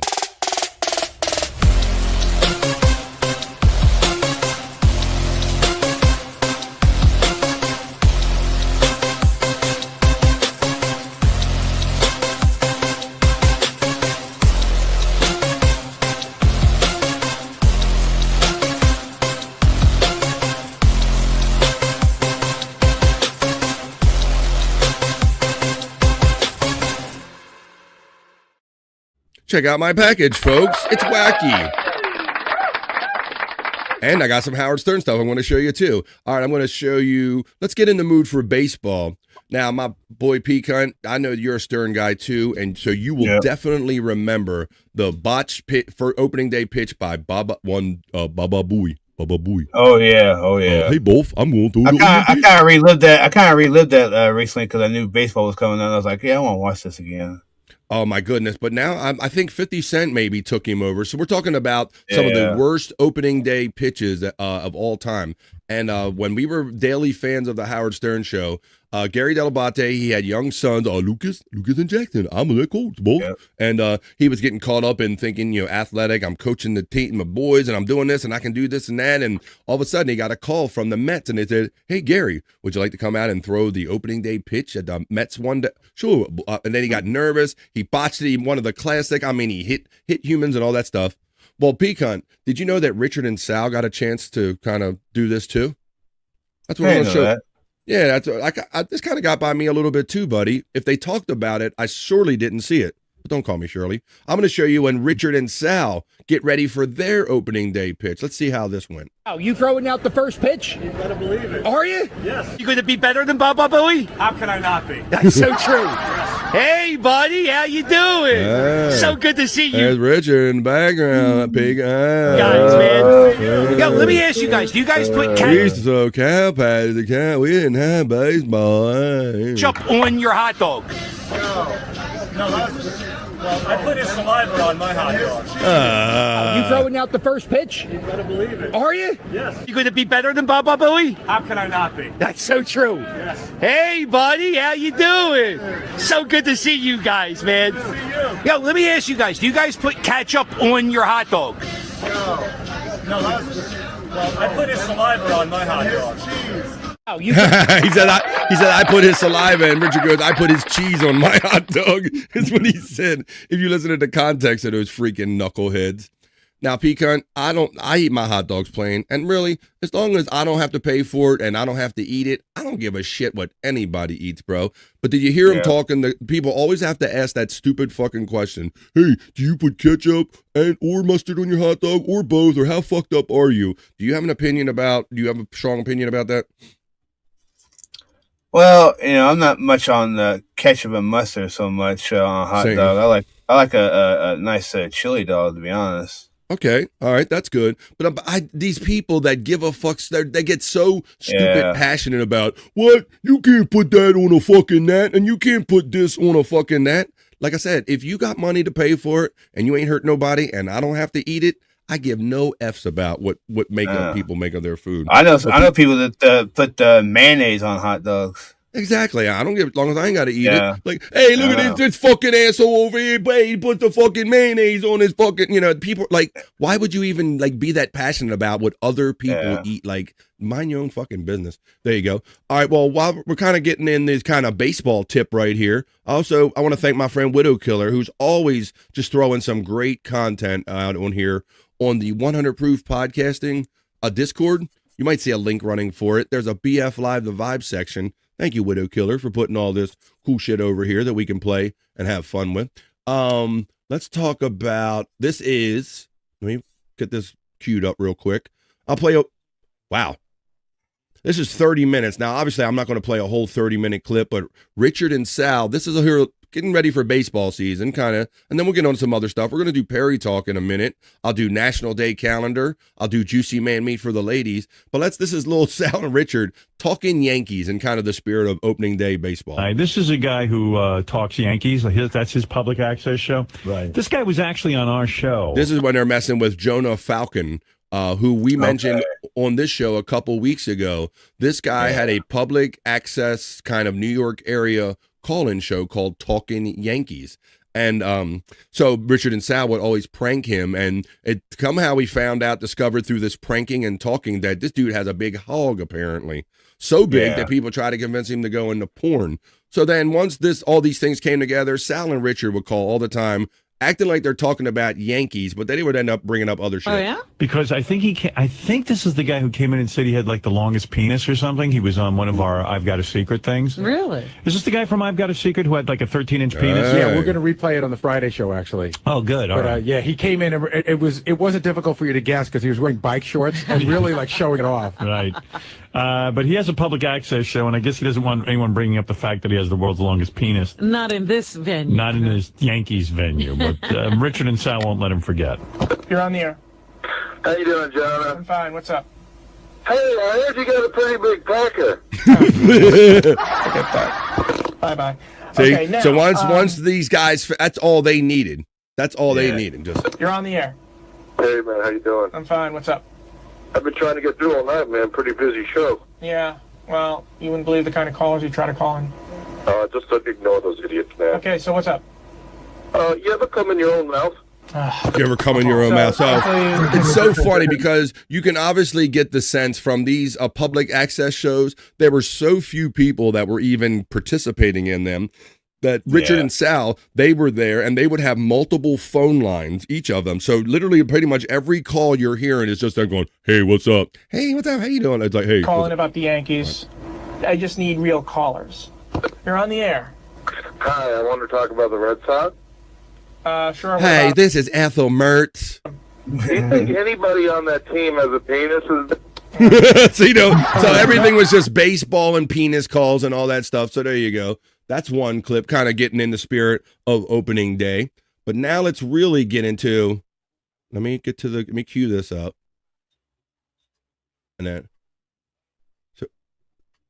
all right, so this is, we're going to wrap up this little whack package, our little kind of going in the Wayback Machine for the wackier whack pack days of the Howard Stern Show. This is what I'm going to play, P-Cunt. This is where they kind of manipulated or got Eric the Midget to sing Wild Thing. You know, remember Wild Thing from like the movie Major League and all that stuff? Look at the movie poster. Act to the Future too. But yeah, this is Wild Thing by rest in peace Eric the Midget. He was a small guy, but he had a big personality, Pecan, did he not? Oh yeah, he definitely did. And he was club fucking footed, you asswipes. Yes. I'm club fucking footed, you asswipe. Well, here's that club fucking footed asswipe singing Wild Thing. Didn't write it, Howard. It's like a remake of a song about how he feels about it. Oh, okay. Does he sing on it? Oh, yeah. Okay. They got him to sing. Come on, Eric. Sing it, buddy. Come on. Mitch is coming in. Wild thing.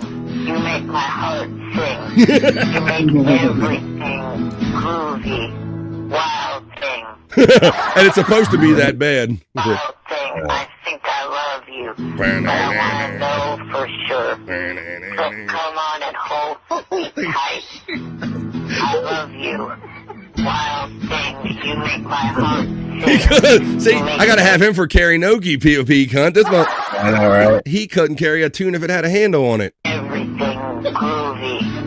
Wild thing. No fucking pacing at all. You know my heart is set on full speed ahead for you. Like Johnny Fratto, I know what to do. I know what to do. Because my heart is full speed ahead for you. Let's get it, Bill. You know I'm ready for my that. heart is set on full speed ahead for you. My wheels are spinning. I must break through. All right. My heart is full speed ahead for you. You get it. It's horrible singing. It's Eric the Midget Actor. Bastard. I want to thank, once again, I can't thank Widow Killer enough because as fast as I say it, Widow Killer is sharing stuff with me. We're going to do one more thing. Thank you. This is a great way to end this segment, Widow Killer. Thank you. And thanks everybody. All right, we're doing my whack package. Here's Sal Governale, and like really putting it all together. I'm playing it up, P-Cunt. This is Sal Throws like Gary Delabate to wrap up our kind of ode to baseball here. I'm celebrating opening day, the fact that it's opening day here. I'm happy about it. Here's the recreation, P. It's him in the hallway. And then Gary's first pitch before we get to Will. What's he throwing, like Sal? Yeah, bro. Let's see. Oh, there it is.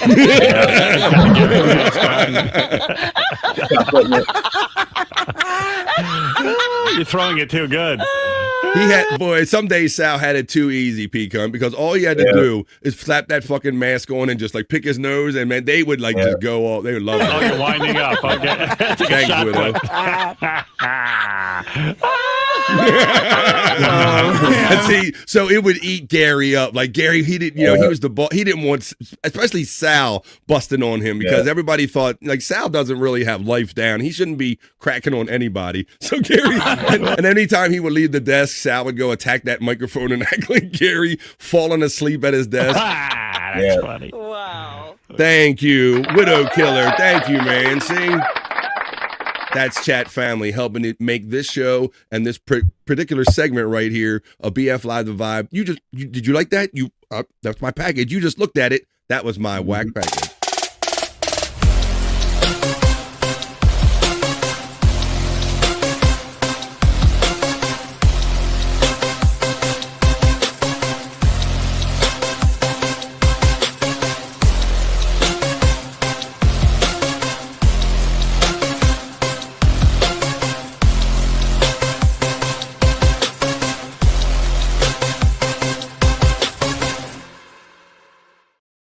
That's what we do on the Vibe. We have fun and segments. And we likes to smoke weed. I'm getting my arm twisted in the chat, Pecan, so I know you always have one ready. Reverend Wild Bill's here saying, BF, I heard you were going bird watching today. Ho.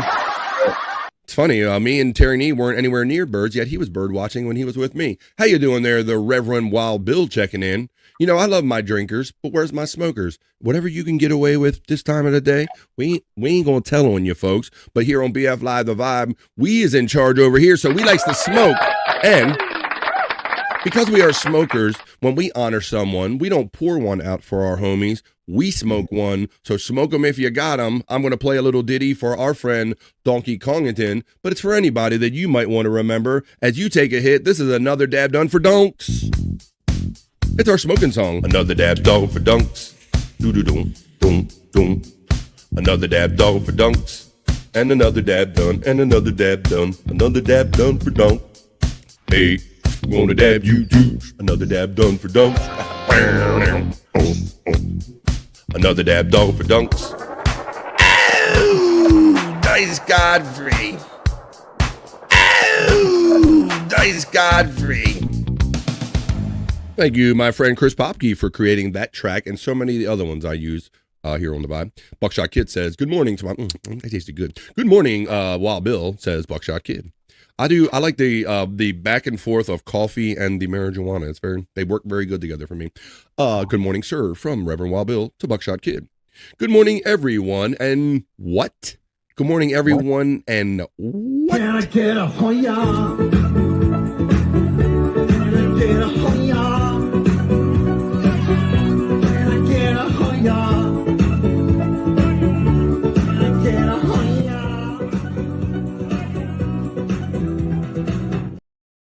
Mandy Diff, a fellow smoker, acknowledges Reverend Wild Bill in the chat. Mandy gets the love right back. Good morning, man. Puff, puff, pass, all up in that ass. We just did it there, Reverend Wild Bill. 3, not gigabytes, that's gravity bongs when you're talking to Mandy Diff in the chat.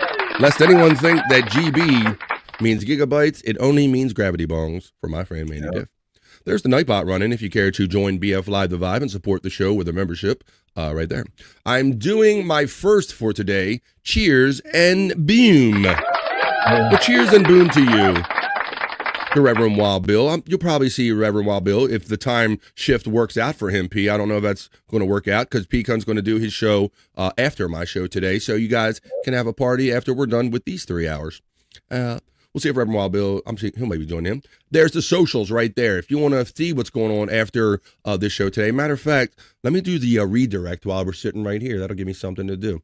All right. And this is when I do something technical, I normally play this little ditty right here. And I say, hi, folks. Your view is important to me here on BF Live the Vibe. Matter of fact, we're going to hang out for 3 hours. And if that's not enough, Pecan's going to do a show immediately following my show. So what I'm going to do right now is I'm in my YouTube studio. I'm going to the current live, and I'm going to customize it, and I'm going to send a live redirect to Pecan 420 show. So if you are in the chat at the conclusion of this show, you will be automatically redirected to Pecan 420's channel, and let him know that you were over here on BF Live. The Vibe. Let's see. Let me get Pecan. Okay. Come on. Come on. How many Pecan 420s can there be? There it is. That was I know, right? Thurs. There you go. One, it should be. Redirect privileges needed. Ask Pecan to add you to their redirect. It won't let me redirect you, buddy. You must not allow redirects. Okay. So maybe you can fuck with your settings, and if you can, I will get it done during the show. But yours is not highlighted, and it says redirect privileges are needed. Ask Pecan, and it says that too. Ask Pecan to add you to their redirect list. I don't have any military, so go ahead and check that out. We'll get that going for you. Or you can just click that right there. If you click that box, it's running throughout the entirety of this show. That'll get you over there to Pecan 420 until the redirect is happening. But there you go. I'll be on the high for sure, says Reverend Wild Bill, the hoe cunt, immediately following BF Live The Vibe at 11 a.m. East. That's when I'll be wrapping up here on The Vibe.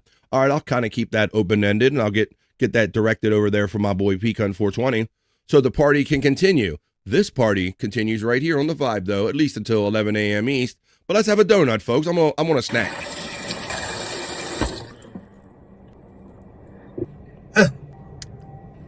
That's a toilet paper donut. Yep. Somebody's gonna be mad as hell. Oh my gosh, it's literally perfect. Dad, come here. What the heck is this? Got your donut. Look at the size of it. I know. Try it. Sit down. It's like a specialty donut. It's like a huge donut. Isn't that crazy? Pick it up. Feel how heavy that is. Hey, this is the Gillette Labs guy. Isn't that insane? Try it. Eat it, bro.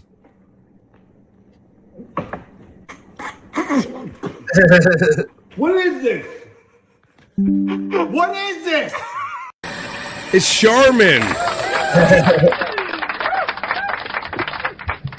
The fake donut prank. That does turn out pretty freaking good. Oh my gosh, it's literally perfect. Rest in peace, son. Dad, come here. What the heck is this? Got your donut. Look at the size of it. I know. Try it. Sit down. It's like a specialty donut. It's like a huge donut. Isn't that crazy? Pick it up. Feel how heavy that is. Oh my gosh. Isn't that insane? Try it.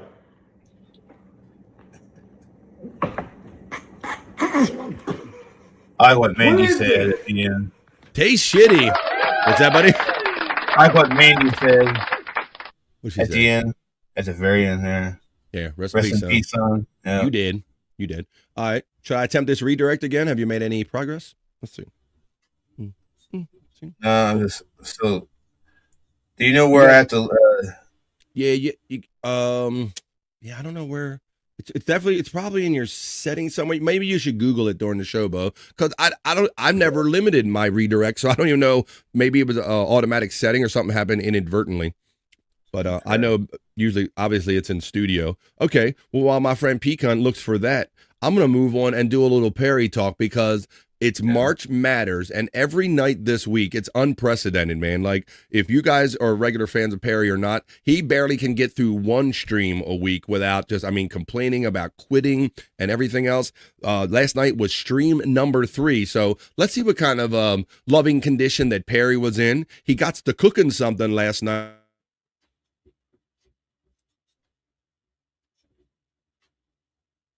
Too, and let's get into a little morning later on tonight again because he's on every night this week. But while we're in this part of the day, let's get into a little AM.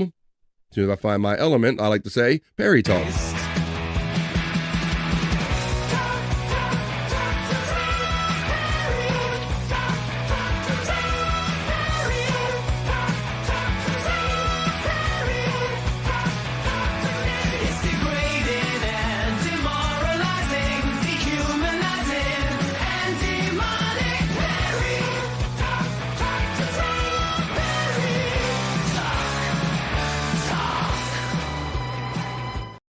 He's going on all week, and I'm watching him all week. Now, last night they were on Pecan. I think they only ended at 12:30 East. So Tom's trying not to do these kind of marathon shows that he was normally doing.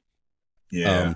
That kind of helped me because since I'm doing an early morning today edition of BF Live the Vibe, I'm gonna take that whack package thing down and change that to Perry Talk because that's what we're doing now. Yeah, so it was good that he ended it because I have a tendency that I want to stay up. I try to stay up as long as the show is on, and so I would have been really bleary-eyed this morning, more than usual. But let me take that whack package thing down because we're done with that particular segment. We're doing Perry Talk. So let's take over again. I love this media share winner from last week, from Monday. It seems like a long time ago. It is Thursday. It seems like more than a week ago that this happened. If you guys are hungry, this is a morning show. Did you not get your daily allowance of vitamins and minerals? Maybe you need some Perry OOOs on Perry Talk. What happens when you take the crispy crunch of a Filet-O-Fish and combine it with the soothing sweetness of Sprite? You get a cereal that makes you say, surveys prove that kids prefer it to the leading brand of laundry detergent. It's poison in my system. It's giving me agita. Now, for a limited time, you can order a free Fedora bowl with proof of purchase. 1992 was a long time ago, and there's no need to bring it up. Perry OOOs. I just love how he really thought that was like a something or, oh, that's cute and funny and lovable until the 92 came up in that fucking head just drops because it just dropped. What happens when you take the crispy crunch of a Filet-O-Fish and combine it with the soothing sweetness of Sprite? You get a cereal that makes you say, surveys prove that kids prefer it to the leading brand of laundry detergent. It's poison in my system. It's giving me agita. Now, for a limited time, you can order a free Fedora bowl with proof of purchase. 1992 was a long time ago, and there's no need to bring it up. Perry OOOs. Why didn't you tell me you had an endorsement deal with a cereal company to do OOOs? That's a good idea. I'm not getting squat. That's a real good idea. It's really good to talk about Norton Perry Talk here. So you got to get them OOOs in the early morning here on the Vibe. I noticed that we're coming up on completing hour number 2. My goodness, the time is flying. It's almost 10 a.m. East on the East Coast of the United States right here. Having a lot of fun at the early morning edition of the Vibe. So there's those pots, those 2 idiotic pots were sent to his house. Watch when I show you what he made and how he made it. Let's see what we got going on here. There's that for Pacific and another advertisement for that. There's the actual stream. Now, I think Tom's been doing a pretty good job about keeping these up if you don't catch them all. But if you're a member, you don't have to worry about if he keeps them up or not. If you're a member for $9.99 a month over there, credenza level, you can watch them anytime you want, even if you fall asleep like me or whatever. And if you're shop back level, you get some privileges, similar privileges too. I'm so happy that my name, another gay guy, it says. This one is captioned, another gay guy. And I'm so happy to, every time Pecan, I'm always zooming in. During the day, they get a glare on my name being written on the car portal bed right here. Yeah. But when it gets dark at night, when that glare is off the blinds, you can see BF Live the Vibe up there. I got my exclusive real estate. I'm loving seeing this up here every day, man. And I'm sweating when Perry finally just goes off. He's going to destroy it one day or just slam it or just remove it. So I'm happy to have this front row time up here. If you zoom in on your phone when you can, that says BF Live the Vibe right there. Let's see what this is all about. This is titled again, Another Gay Guy. I will die before I marry another gay guy. I like how he says before. He says another Pecan as if he married one already. I caught this live last night. Absolutely, bro. Freudian slip again. He looked up. That was the first Freudian slip. I looked up. That meant he was the blower, not the blowee. That was a slip. And now it's got another gay guy. I will die before I marry another gay guy. Before I marry another gay guy. Before I marry another gay guy. Die. Way before that ever fucking happens. I will die before I marry another gay. See? So, that's why I think that's why he hates being on air so much, Pecan, because he knows that his gayness is going to leak out the more you leave him on air. I think. Shut the fuck up. Bro, you can't, it just seeps out of you whenever Tom talks to you. That's why you're scared. All right, let's get into it, P, because this is what he cooked last night. Wait, we got some Dungeness there. He cooked the crawfish and the crabs and that messing corn on the cob and all that stuff. You should have seen it, brother. I'm a little familiar with cooking crab and seafood here, in that what you're supposed to do is we boil the water and you make a steam, right? Yeah. And then you put, what we do is we elevate it over the steam. Some people do a boil, and I don't like soggy boil, but I digress. Yeah. Either way, you got to have the water hot first, right? Yeah.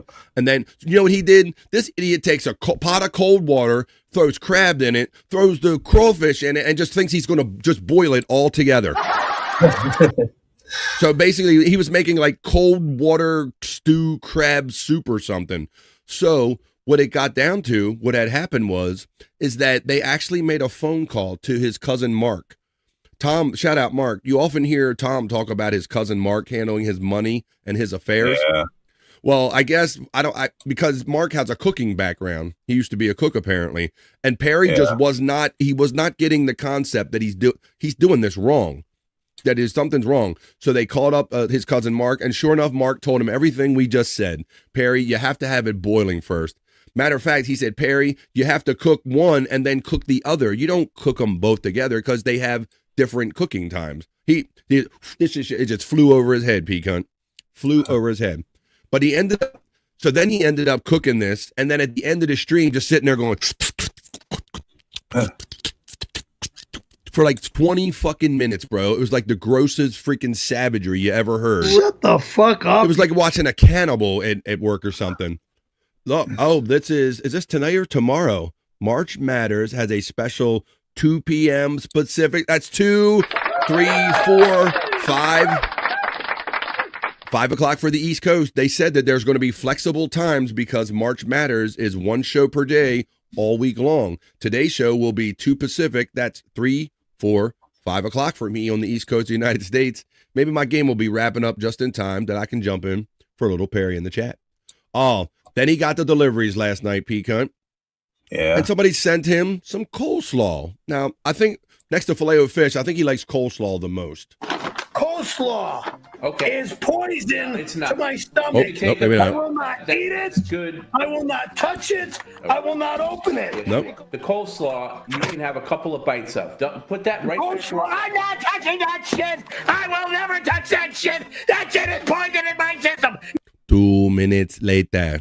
You want me on the shitter right away? I'll be on the shitter right away, and the fucking show will be over. The gay glasses move. What does he think that means? You dumb son of a fucking bitch! That's what coleslaw does to me! It puts me on the shitter in seconds! Okay, you're not going to talk to me like that. Reject. Okay, you're not going to talk to me like that, Perry. I just did! Thank you, Bill. Fucking dumb son of a bitch! Coleslaw and poison! Okay, it's not poison, Perry. It's just... It's poison in my system! Quickly. 2 minutes later. I can't stand Shut your fucking mouth! It's crap food. I won't eat that garbage. There you go, Pecan. That's him not eating the garbage. Coleslaw is poison. It's not. Just totally consistent. No matter what he says he's not going to eat, he ends up eating it. Hey, could you do like my high friend Mandy Diff, who's for not gigabytes, but gravity bongs in? She said, could you hit that like button, please? Hit them like, shares, and subscribe. All those free things that make the algorithm click. Thank you, Mandy. Thank you, Reverend Wild Bill. Reverend Wild Bill sounds like a man of knowledge about seafood because he says, I steam mine and not boil it. Boiling turns it into mush. Yeah, Pecan. I enjoy steamed crabs. And so that's why we call them steamed crabs, because we put them above the water. But I understand in other parts, they soak everything, bro. Yeah. I can't imagine just soggy, soaked, filled stuff. So Reverend Wild Bill knows what's up. Yeah, there you go. I have a story about that. Cousin Mark's debut on PCL. I can't wait for Mark Matters to hear all the stories Mark has about Perry pre-auto accident. Yeah, Widow Killer. I really liked Mark, his demeanor on there, and the fact that he was like a Perry whisperer, Pecan. He was like, nope. He was like, no, Perry, you cook them separate. They have different, methods of cooking, different needs and all that. And Perry, he was kind of taking it. That was cool, Widow Killer, kind of hearing Cousin Mark. And then we heard Tom's dad last night for the first time, Pecan. We heard Tom's dad. He was calling up and asking him a question about when they were younger. Oh, wow. Yeah, so we heard Tom's dad and we had Mark for the first time. So yeah, spoiler alert, he wasn't on the shitter. I'm surprised he didn't cook them in the Foreman grill. I think it was suggested at one point, their Widow Killer. Was it? We got that in the back. What did I not see that? Okay, cool. I see you in the back. All right, we'll get that going on after this segment. Sure. Okay. Yeah, so that's kind of what happened last night, P-Cunt. So yeah, that was the grossest part, is at the end, he just had there going. But I will say that it did look like that seafood was soothing that savage beast last night, P-Cunt. Like, he was kind of sitting there quiet and being content and just doing that, and not like when a super chat would come in, he wasn't really, he was like, he was too busy like feeding his fucking face. Shut the fuck up. Maybe that's what it was. My kin in the swamps of LA steam theirs. That's where I learned to do it. Potatoes don't get mushy that way. See, that's a more you know from my friend, the Reverend Wild Bill. There's the more you know sound. It's funny, Reverend. I will relate this story. You know that guy, not the cake boss, Buddy Velastro. We had a cake guy here in Baltimore. He went out west and he'd put a post up about he was going to have a crab boil or something. And I was like, come on, dude, you know you're from Maryland. We don't boil them. And he like gave me a bunch of shit like, oh, you don't know what you're talking about. Like, come on, man. I told him, do it right. I shamed his ass is what I did. All right, let's, I think we kind of went through all these. Why don't we listen to a Chris Popke track? I appreciate Chris Popke making me exclusive Perry Caravello live songs. You can only hear them right here on my show, BF Live The Vibe. I'm proud to say, and you can see all the stuff that goes on in Perry's house.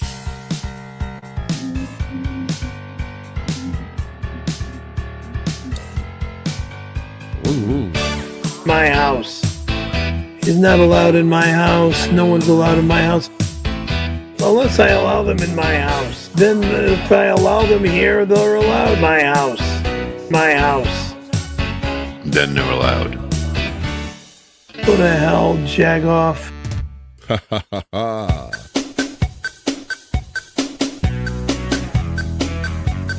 Da da.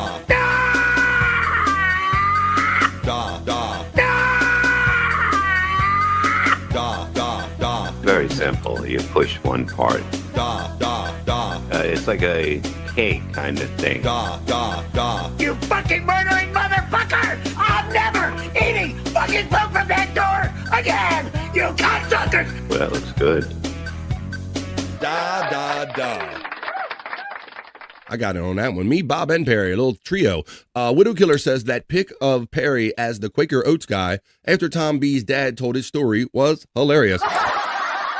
Yeah, Tom B's dad was telling some story about he and what was his brother or some other older relative saw a ghost or saw something of a guy that looked like the Quaker Oats man or something. It was a very bizarro story. Kind of hard keeping up with the context of everything that was going on with the show. Let's wrap up Perry Talk right here, playing one more song at least before, but we still got to play the Perry of Death.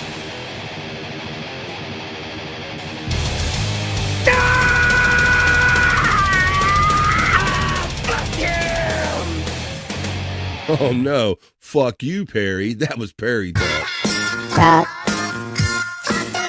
Perry Talk. Perry Talk. Talk. Perry Talk. Talk. Perry Talk. Perry Talk.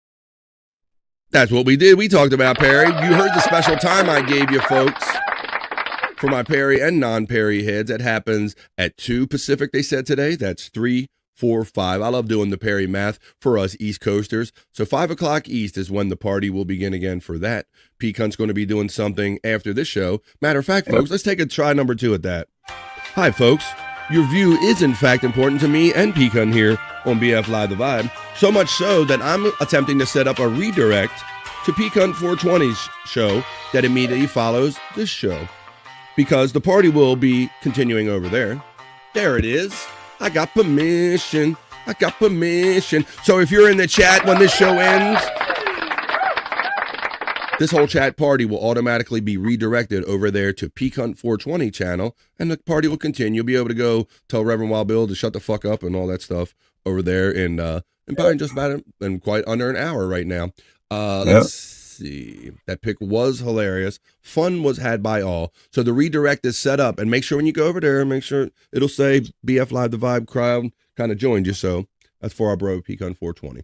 All right, we're going to keep the party going all day here. Let me see, cue up the next thing I have to play for you before we go into another segment here on the Vibe. Making sure I'm clicked on everything that I pulled to play today. Ooh, let me run this one right here. I got something. I got a whole list of stuff. All right, well, let's see. I'm going to run this thing right here. When grandma confuses the wedding for the funeral.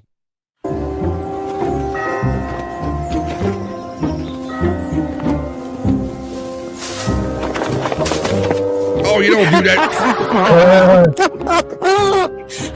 But what does that mean? You the first next one to marry? You next one to be dead. Yeah, I think it hit her, Pecan. It was like, wait. Okay, like, wait a minute. When you catch it at a wedding, it means the next one to marry. But what does it mean here?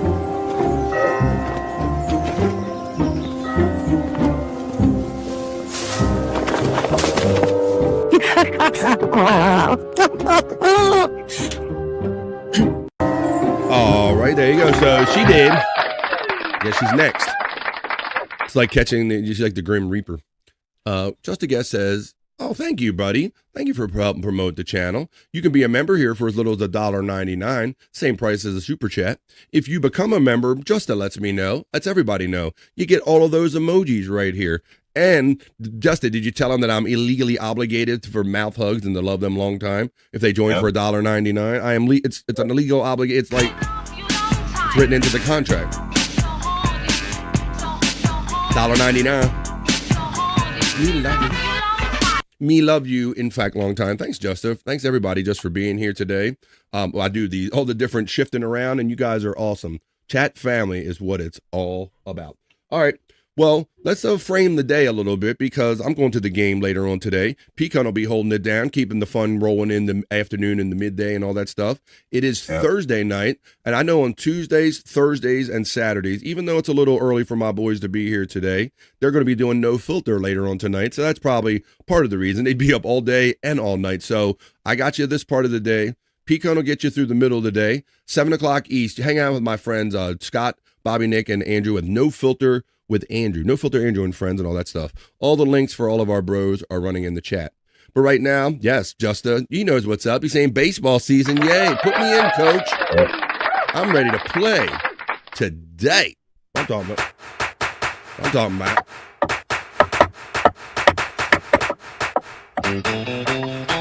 BF, come on, John Fogerty's gonna sue you. Come on.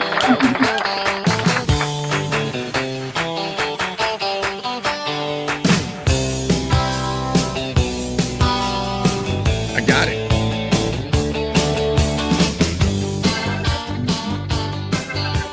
Hell yeah. Center field.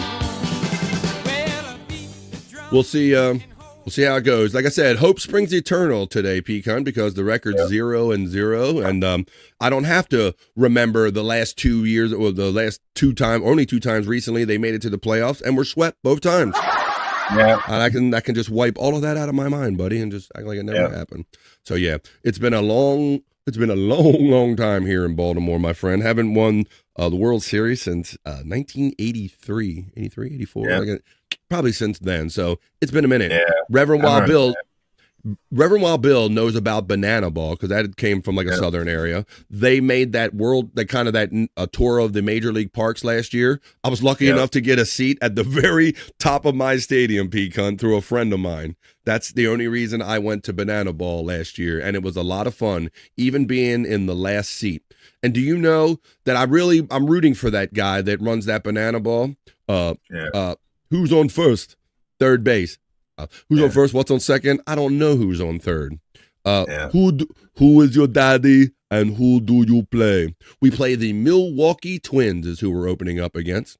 The exciting Milwaukee non-divisional Twins. Banana Ball started like 2 weeks ago. Yes, and if you want to see Banana Ball, it's basically the Harlem Globetrotters of baseball is the best, easiest way to describe it for those that never seen it. And actually, you said it isn't supposed to be Minnesota Twins. What did I say? You said Milwaukee. Oh shit! I did just take a puff off. Thanks, Pecan. I do think one thing and say another one a lot when the lips and the brain don't always coordinate, and especially when you smoke weed. So thank you, my friend. The Minnesota Twins. things of this nature. Yeah, the Paul Molitor. Go back to Paul Molitor days. Who remembers Paul Molitor? Right.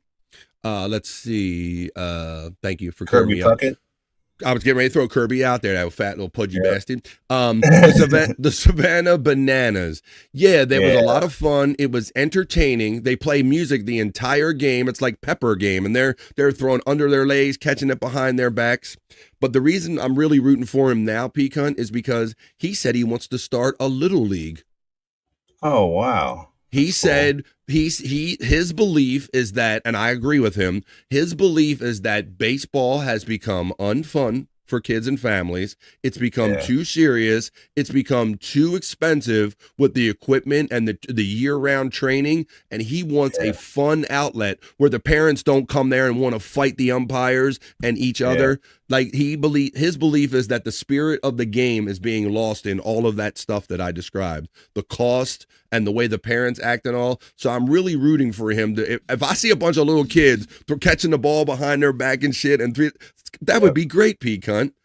And just let the parents just be shut up. Just stay over there, okay, and be quiet. I'm really rooting for that guy. Really great story. If you go and look at the 60 Minutes about the guy that started the Savannah Bananas, it was basically a defunct college team that he was allowed to kind of make better, basically, and it just grew from there.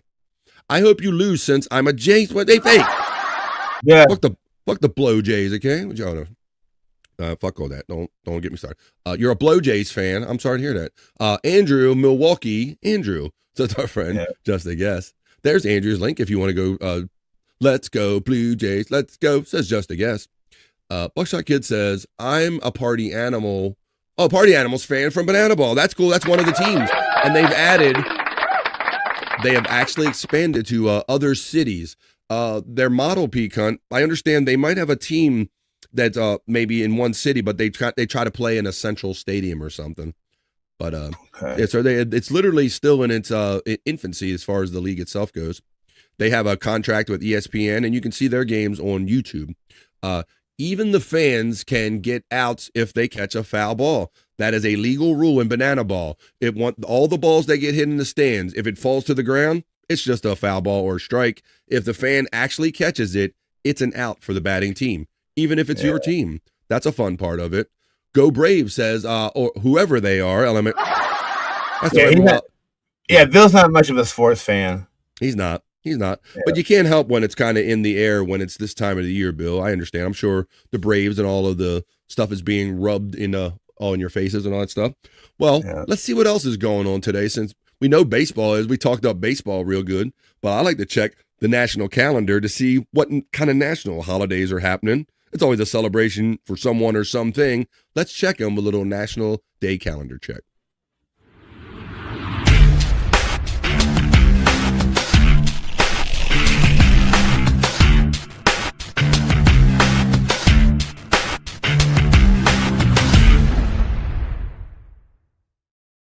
It is Thursday, March 26th here on BF Live The Vibe. We're almost done with March. It's going to be April. And like I said, once baseball season starts, much like football season, Pete, as soon as football season starts in August, but it seems like before you know it, it's winter. Well, I think the same should happen with baseball, in that opening day will be today, and before you know it, we'll be 10 games down the road, and we won't be thinking about winter or anything no more.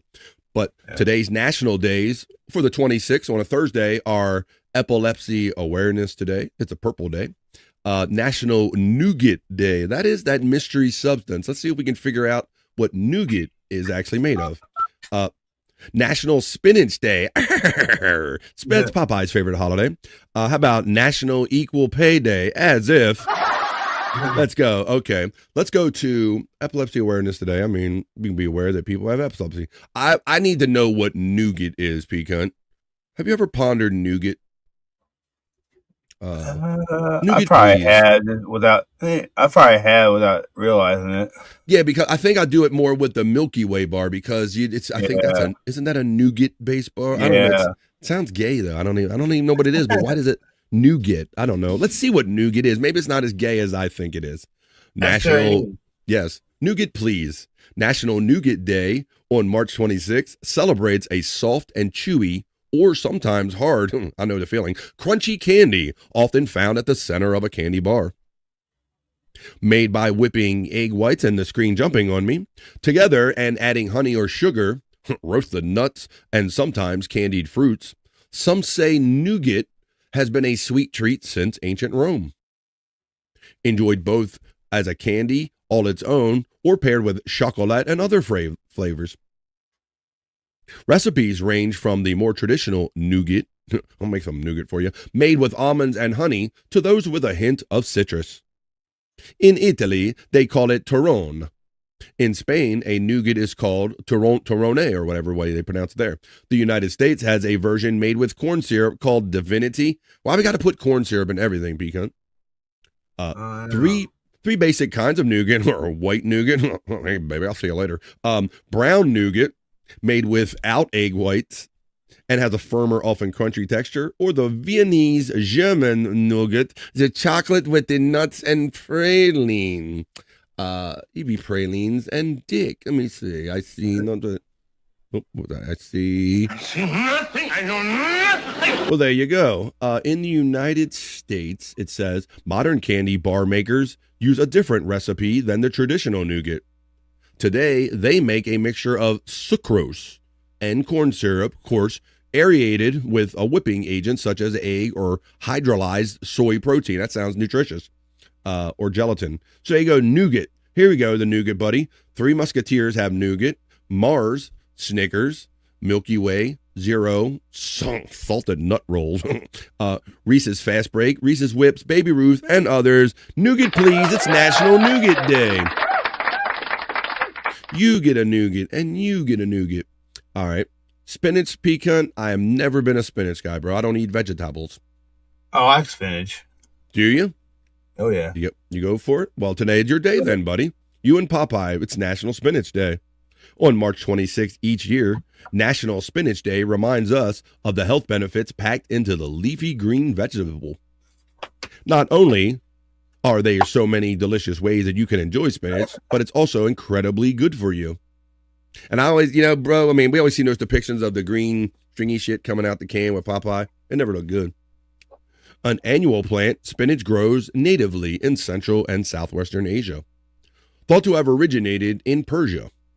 Arab traders carried spinach into India and later introduced it into ancient China. There it was known as a Persian vegetable. The earliest available record of spinach plant was found in a Chinese document. It noted that the spinach plant was introduced into China via Nepal. Well, there you go. There's a little history of spinach on National Spinach Day. Our little brief check-in on whatever holidays or celebration exists today. Corbin syrup is linked to cancer, Snickers, and others. Snigger, please. What are you talking about? What are you talking about? I'm not familiar with that. Thank you for your information. I don't know why other was added after cancer. Cancer. Corbin syrup is okay. Interesting. I still miss Exhibition Stadium watching the Blue Jays and the Toronto Argonauts. I know, my friend. What do they play? They play in Sky Dome now? I don't know where. They play in Sky. Atlanta sold the best sports team we had. Atlanta Chiefs soccer ball, whatever. And the Atlanta Flames hockey. Blue Jays are our only option in Canada. Otherwise, we have to support American team. So let's go Blue Jays. Well, I will tell you this, crazy cute sunflower, that I was essentially rooting because they're American League team, and I always been an American League boy. I guess other than Pecan, opposite Pecan. I've always been an American League guy, so I was kind of backhandedly rooting for the underdog and for the American League Blue Jays. But I guess have you always been the other way, P? You always go for the National League? Oh, always, because, the Reds and everything. But I do like a few teams on the American League team now. Yeah, so we grew up in the days before the interleague play, so I had strictly whatever American League teams. That's all we ever saw in here. So I grew up like an American League kid, as to where you're a Reds kid, so that's National League. So you probably grew up seeing all of those teams, right? Yeah. Yeah, so I'm also a closet Cubs fan too. I like the Cubs because they're closer to home here. Terry needs a closet Cubs fan too, but that's for a whole other reason. There you go. Yeah. Whole other reason. Yeah. I heard Tom quizzing Perry last night, asking him about like Ernie Banks questions or something like that, I think. Yeah. Because Perry's always claiming Chicago and the Cubs. And Terry Nee is the closeted Cubs fan. That was more than a joke. Equal pay day, as if. All right. 1023. I mean, I think we all should know the potion that if you do a job, I don't know if Terry Nee agrees with that, maybe you should get equal pay for it. There you go. Well, there's just a little couple check of the couple national holidays. There's always one or two celebrations for someone or something. That's why we check the National Day calendar.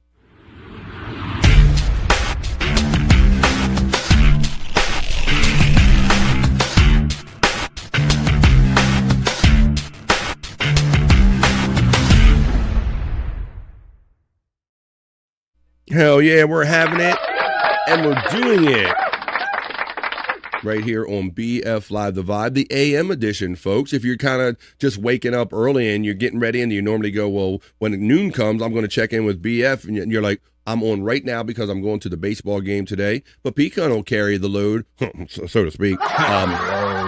Freudian slip. He's going to carry the load, folks. That's right. This load's going to end at 11 a.m. East, and then Pecan's going to put the load on his back, and he'll be hanging out with the Reverend Wild Bill. You go tell him to shut the F up and all the fun stuff they do over there on the Pecan 420 channel. You'll be redirected automatically to it at the end of this stream if you're still in the chat. Or when you see Pecan's link go by and you want to like, share, and subscribe, you can do that just by clicking on the link box when you see it go by for all of our bros. All right, let's, how about this? Yeah, I still got to figure out I got to meet my wife downtown for the game. I still got to figure out if I'm going to Uber down or maybe I can take the train.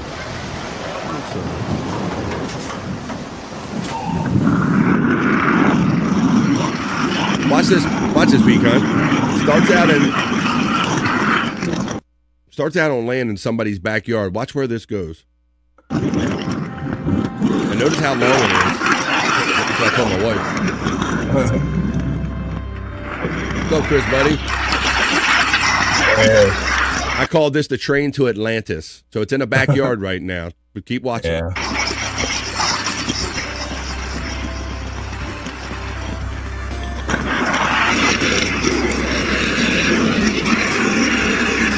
Backyard. Now we're on a beach, Pecan. We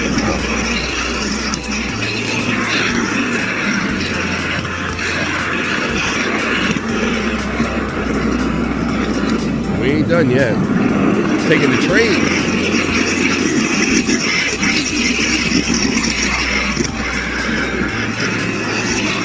Wonder where we're going. Oh, where we going?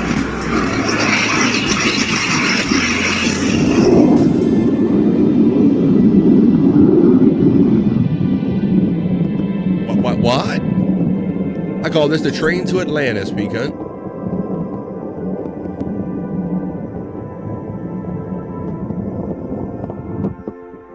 That's very cool.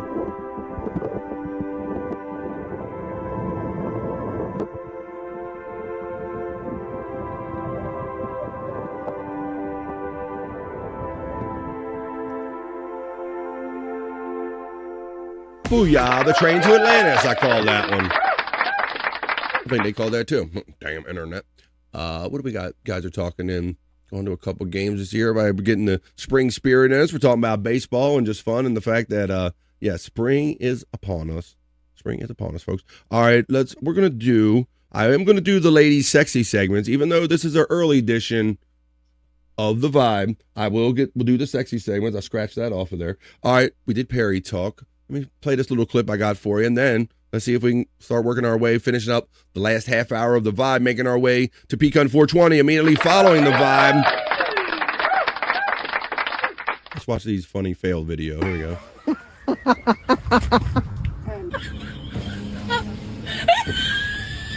My dude lost his shorts. Oh, right. You're going to need some medicine after that medicine ball. I need medicine ball. You're in Rihanna's next Smurf music video. So.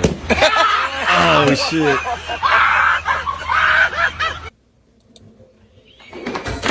Oh, damn.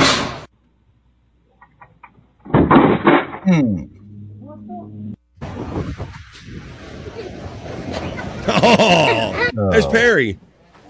Ooh.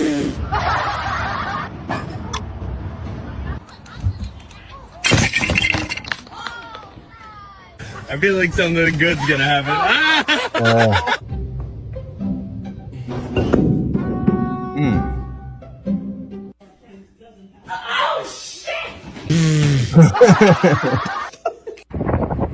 It's Mandy. Mandy Dip. Oh shit. Man swing. Yep. Oh, he gone. Yep. There you go. A little funny fail video here I had in the hopper. Forgot to share with you on this morning AM edition of The Vibe. We're getting it in a little early today on The Vibe, and Pecut's going to keep the party live and happening. We're just doing the early edition of thing. Spring has sprung, fall has fell, summer is coming, and it's going to be hot as hell. Says the Reverend. That's the kind of wisdom that you'll get over there from the one and only Reverend Wild Bill immediately following BF Live The Vibe. You'll definitely be getting that really soon, so go ahead and tune in for that. But for now, I simply say, Shut the fuck up, Bill! if you want to see that play, you'll see that over in a couple minutes over there on Pecut's channel. That was a banana ball player that missed the flip. Reverend Wild Bill says, at least the gate fell on something that wasn't important. Her head. Mandy Def is laughing and smoking and doing the gravity bongs, and we're hanging out for the morning edition of BF Live The Vibe. Let me go to this next folder. I have some stuff in. Let me go down to the line, and let's play a couple of these I have for you. Let me find this banner, and I'll tell you what we're going to do next as soon as I find it. Our next segment we're going to do here is, come on, I know I got a thing for it. Oh, there we go. We're going to do Arnold Sings the Hits. That's right, ladies and gentlemen.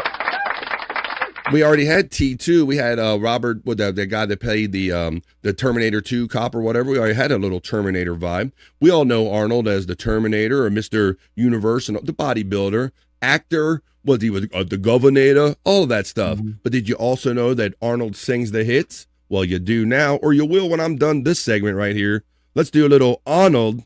Play the musical stylings of one Arnold Schwarzenegger singing the hits right here on BF Live The Vibe. Let's see.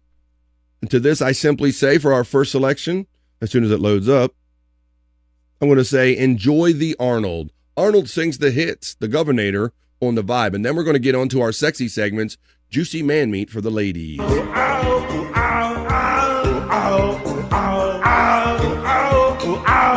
Words like violence break the silence, come crashing into my little world. Painful to me, pierce right through me. Can't you understand? Oh, my little girl, all I ever wanted, all I ever needed is here in my arms. Words are very unnecessary, they can only do. Enjoy the Arnold for Arnold Sings. That's the segment we're doing right now. Arnold Sings the Hits on BF Live The Vibe. He's so multi-talented. We know some other things he did. He's quite the appropriator too. Yes, Arnold. I couldn't keep it in my pants. I couldn't resist that Mexican booty in front of me. I can't wait. Here. All right, but let's see. Skynet, the computer which controlled the machines, sent the Terminator back to time. Its mission to karaoke every song as possible on Arnold Sings the Hits. I'm gonna be fine. Oh yeah. You might been hurt by that ain't true lies. You seen them all come and Arnold, get out of my room. FJM's keeping it warm over there on the Rumble. Thank you, FJM. All by his lonesome. He keeps that Rumble hot. Maybe that is why every little thing I do never seems enough for you. You don't want to lose it again, but I'm not like them. baby, when we finally get to love somebody, guess what? I'm gonna be back. I'm gonna be back. It's gonna be me. I'll be back. You guys got me all fucked up too. Really? You're blaming us for that? Really? Like you wouldn't? Okay. I'm pretty sure you were pretty fucked up on your own there, FJM. We'll take a little bit of credit and none of the blame. Blame Canada, Reverend Wild Bill suggests, as I move on to my next selection in this segment. My feed just started filling up with all of these songs of Arnold Schwarzenegger. This is craziness. So I said I'm going to play it here in a segment I call the Arnold Sings the Hits. You please light me back in your heart. Oh, darling, I was blind to let you go. Let you go, baby. Now, since I see you in his arms, I'll be back. Yes, I do now. I'll be back. Oh, bye-bye. I'll be back. I'll be back. I'll be back.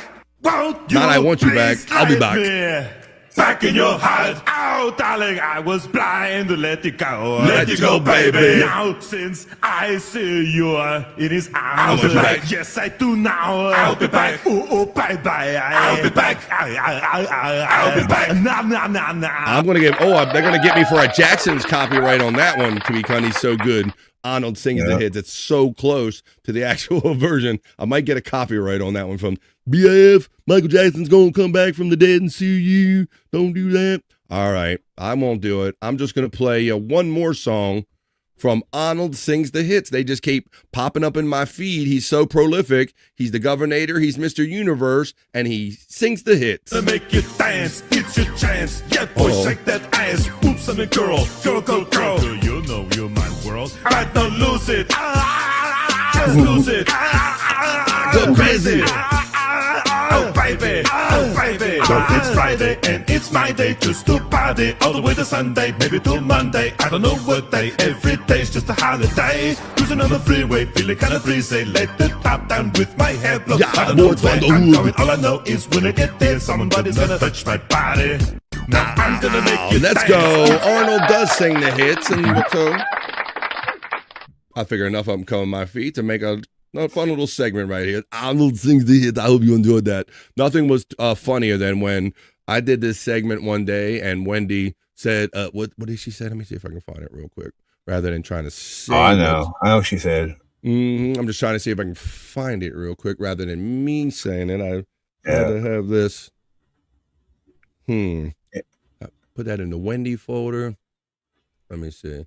No, this is something different from Wendy, but this was another classic. She says, "Well, I look for that one." It's in my phone, goddammit, Bobby. It's in my phone, damn it. It's in my phone, damn it. Yeah, Wendy, like yeah. There you go. That was a phone. See. Oh, let me see if I can find "It's Not a Tumor" when she said "It's not a tumor." But there you go. Yeah. There you go. That's how we do a little Arnold sings the hits.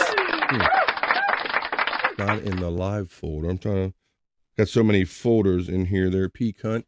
You know how that goes. All right. We're definitely in the last 20 minutes of the show. And I know on Tuesdays and Thursdays, I know what the ladies like every day, but especially on Tuesdays and Thursdays, I know that they show up for special segments of theirs on BF Live The Vibe because nobody else does them for them. But I give the ladies what they need. I give them juicy man meat.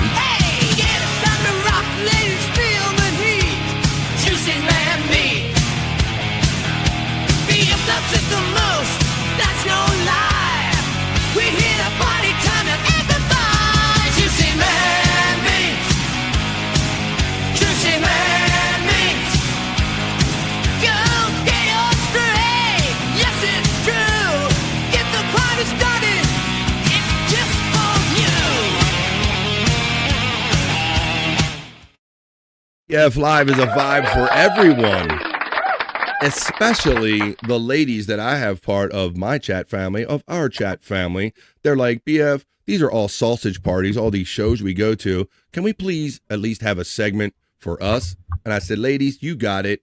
You send it to me at bflive420@gmail.com. I'll give you juicy man meat. Here it is on the vibe. Not in the direction, gonna fuck you in. gonna take my penis, put it in your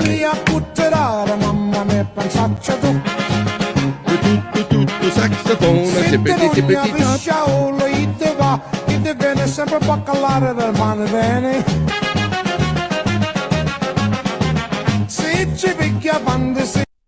Yeah, what he said. Yes. The segment is exclusively for the ladies and the gay men. And Andrew, juicy man meat, a little something for you guys and gals.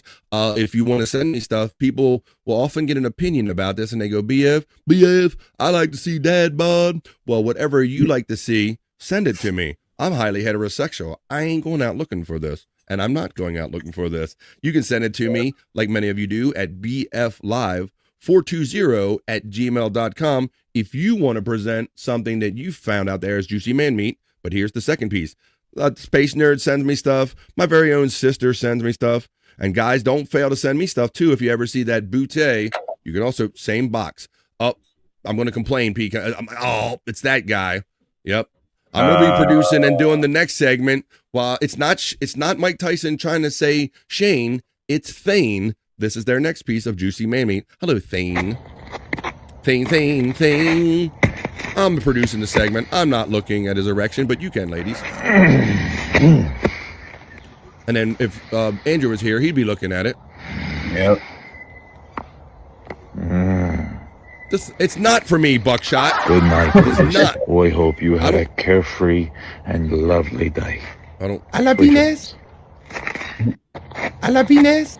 I love cowboys. All right, that's enough. Jesus. Oh, what did he got? Erection emojis. Juicy man meat emojis are being enjoyed by my member friend right here, Mama's Lemon Pound Cake. Tyranny's throwing up the gay flag, which means he's enjoying himself. Crazy Cute says, my juicy man meat is in the other room. This is eye candy segment for me. And to that I say, yeah. All right, let's get on with your segment, ladies. I got more juicy man meat. You could submit at bflive420@gmail.com. You send it, I bring it. I'm gonna give you your last piece today. What? This might have I don't know. This might have been the initial piece. This looks like a bricked up. I might have put this in the wrong folder, Cunt. But let's play it anyway because it looks inspiring. I definitely think I put this in the wrong folder. Yep. Yeah, you definitely did.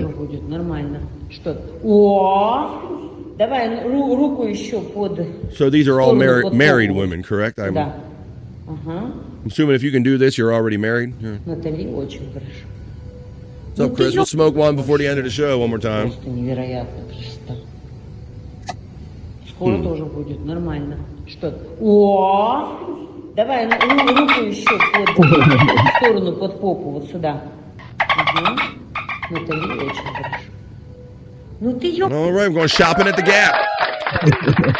All right, that's kind of that inadvertently ended up being a piece of for ours bricked up segment. So, ladies, I'll do you right. I'll make sure that ended up. That's in the wrong for the ladies. Okay, yeah, I was going to say it's for certain types of ladies. I think they have no problem with that. But here's what you really want, ladies. This is what you pay admission for. This is your last piece of regular. We'll call this regular heterosexual juicy man meat. Terry.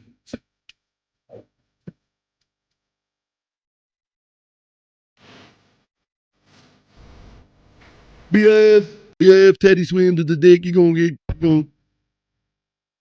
can't use Teddy Swims, BF.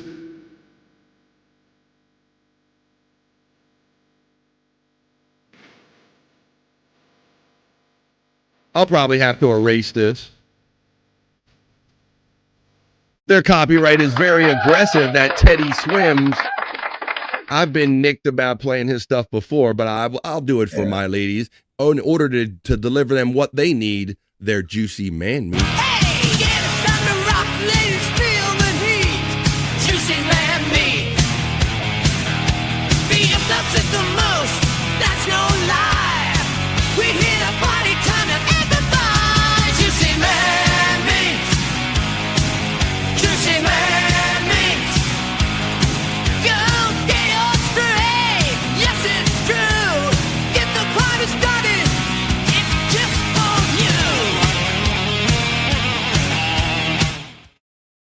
Well, no, it's not for me. It's just for you.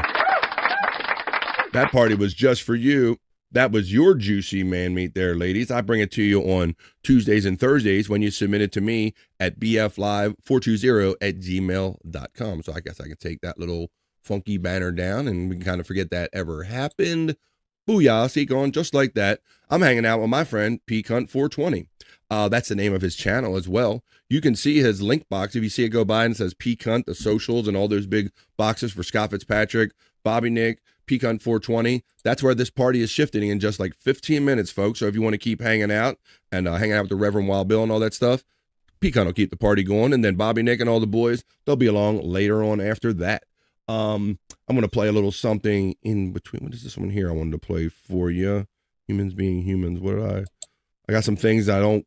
Oh, I played that one earlier, so I can take that out the box later on. I'll be turning this show around tomorrow. I'm going to go to the baseball game. I'll come back later. And let's see, tonight is Thursday. I got replayables to do tonight. I got a show to do tomorrow. So it's going to be a busy next couple hours and 24 hours for me. But I hope you guys and gals are all part of it today. Let's see. We have the... Actually, I'm going to play that to get started for our segment. I am going to get us bricked up, guys. Don't worry, but I'm looking for something, make sure I got something in the hopper that I can play in between. How about this? This will get us ready for it. Let's have a little exercise here, and I think this will generate the spirit that we need for bricked up right here. Let's have a little BF Live the Vibe health break for the ladies on the vibe. Very slowly. Go on.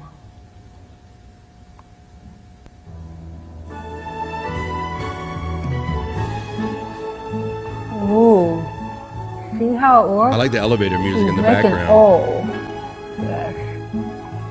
5. Slowly. This is called Training for a Husband. Husband training. 10. The music in the background. You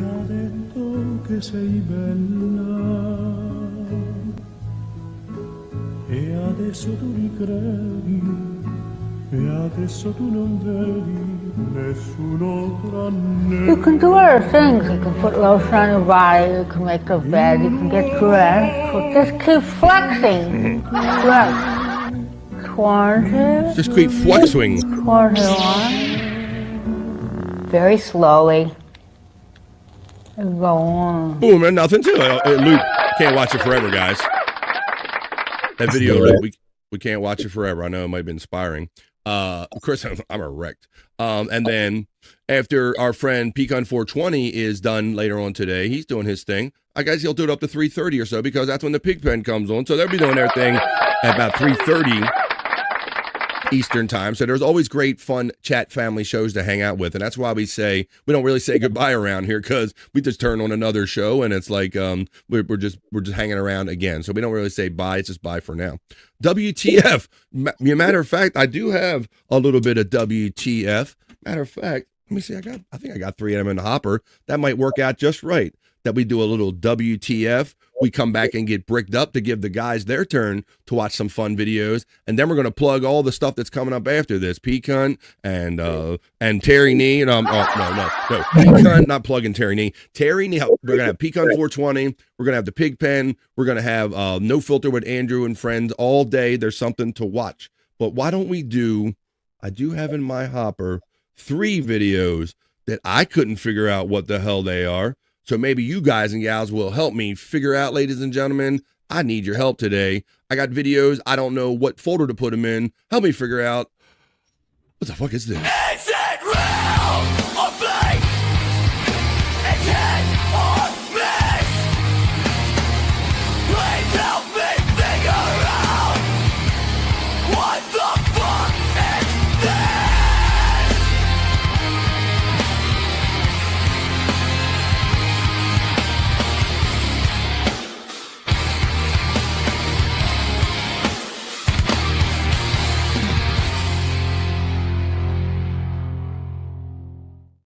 These videos are crazy, yo. You ain't gonna believe this. I didn't know what to do with it.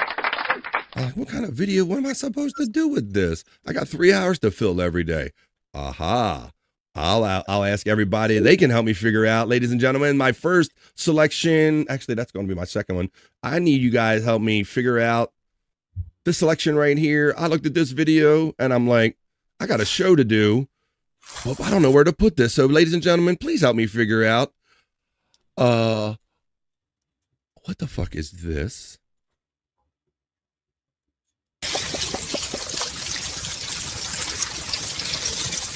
I'm not sure how dirty. Good.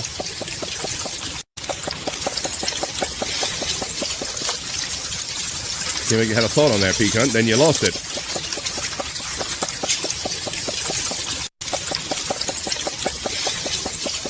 A hot dog slapping its tongue with juice coming out. What the fuck is that? What is that? That's crazy. Oh, that's crazy. You're right. That is crazy. Wendy made it. Says, man, Jeff. I was thinking that too. Is that Wendy? It's not Banana Man. FJM checks in. We got to know him originally as the calcified kid because he came in the chat telling us that his arteries are clogged and he often gets them cleared out. So I think we have a help date coming up here. Cardiologist today. Pray to all that holy. She says, I can go ahead with my hip replacement. This shit is brutal. Well, come on. Wishes, clear up that heart. You gotta get that good heart health so he can be able to tolerate the surgery. And I hope you can. My former supervisor, when I was working Peacunt, we worked on our feet all day, 8 hours or more every day. And he had to get a hip replaced too, man. I was really surprised how quickly he recovered from it. He kind of walked on the cane for a couple of weeks, but before you know it, he was back at it, man.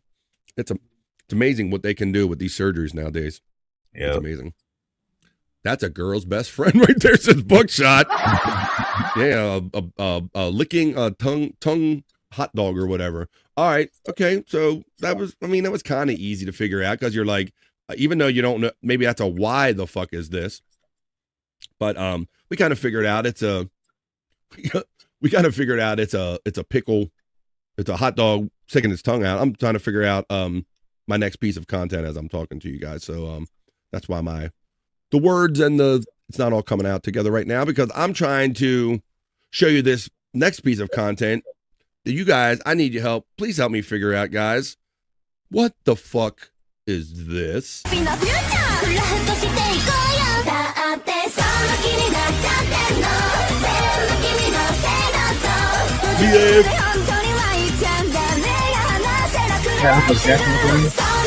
What's that? Is that Uncle Jack on the ground? Uncle Jack, or is that Jake or Andy Dick? I don't know, but yeah, he looks like he's trying to do what those yoga chicks were doing earlier.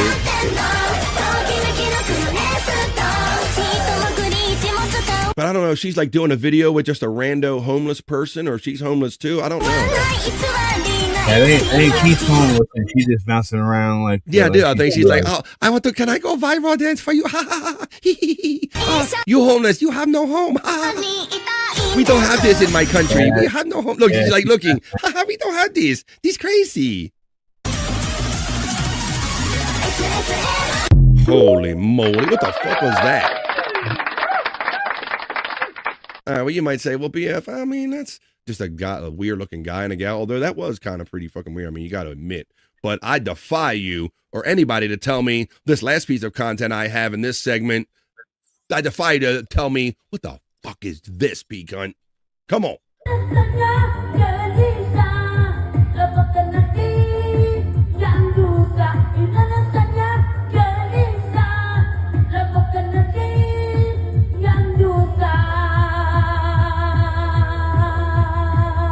I don't know, but I'm like, that's one. First of all, that head shape, and I don't know how much of that's the skull, but she looks like somebody from like the Raiders of the Lost Ark or some shit. Yeah. And is that a breast implant on the outside? Like, what is that?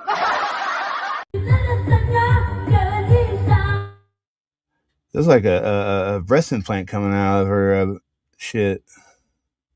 Oh, my shit froze. I'll wait for it to come. Yeah.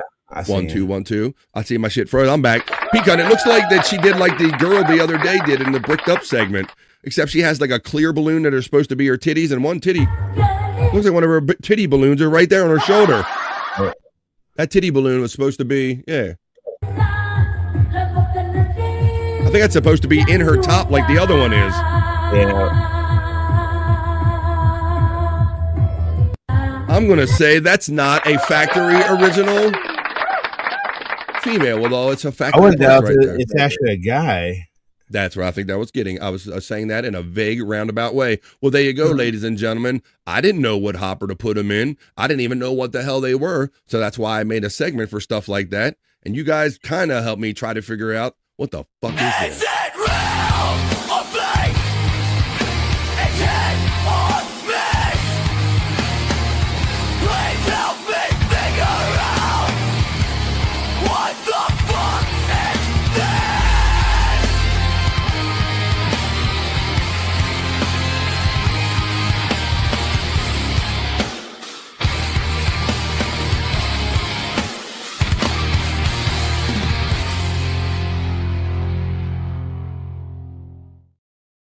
There you go. You know what, guys? Because my friend Pecan420 was nice enough to join me, he said, BF, I heard you said you're doing an early show. I would like to jump in with you. Thank you, Pecan, because you really helped me get through these 3 hours early. Because my other guys, Scott and Bobby Nick, they are such prolific podcasters, and they're here for me every day. So I can't fault them for sleeping in. But I appreciate you being here. It's really helped me out a lot. And because you're doing a show... Thank you, buddy. Immediately following this show, I'm going to kind of skip the bricked up segment today because I don't want to push you too far behind. I say that right now we're going to pull this train into the station. That was the AM edition of BF Live, The Vibe. But these parties will continue throughout the day. If you stick around here when I end this stream, you'll automatically be sent over to Pecan420. I set up a redirect. Or you can click on the link boxes of anything you like that's been going by the whole time. Pecan, go ahead and give them a little setup, buddy. Tell them about your wrestling or anything else and where this fun is heading right immediately following this show in just a couple minutes. As far as the wrestling thing, I've been working on the new one so I can start doing matches off of that because I'm really liking the new vibe to it.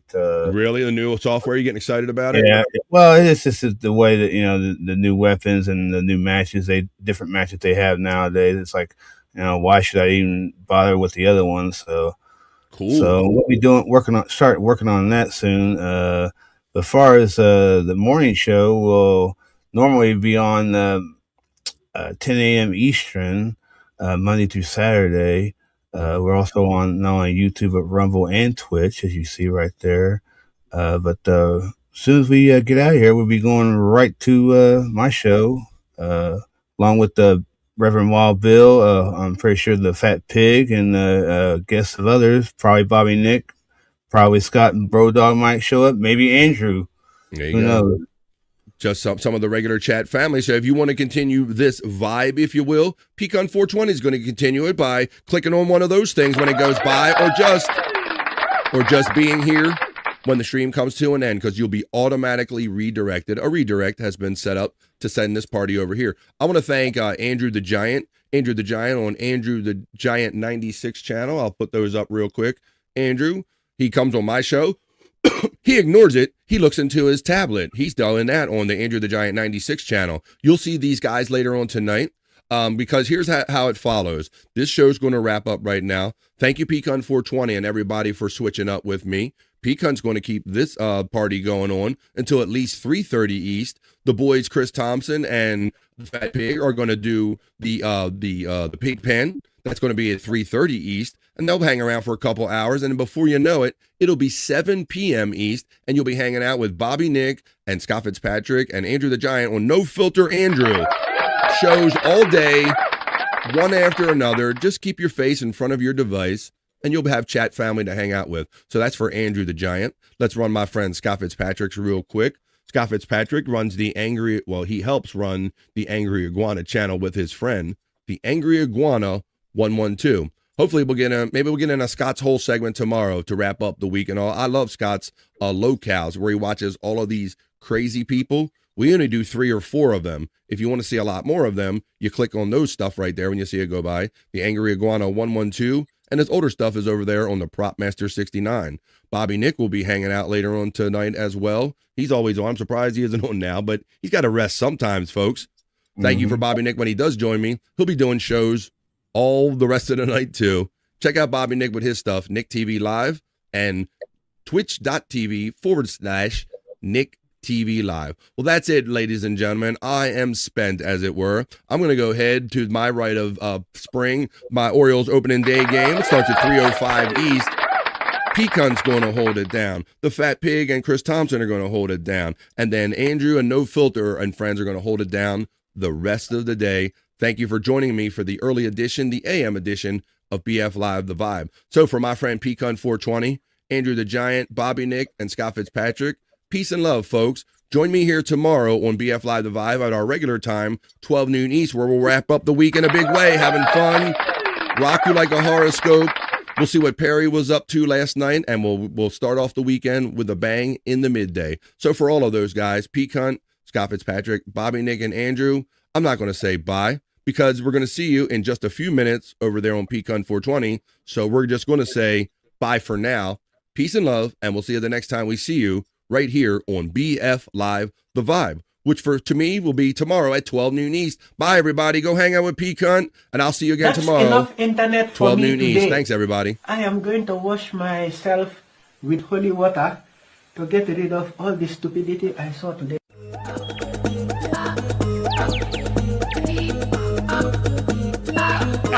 Jackie Mason. Fucking Bobby's fucking funny. Bobby Grant. I gotta give it to you.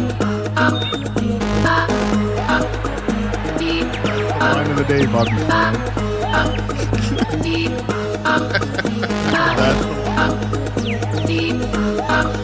Super creative, super original. There's a show called The Vibe.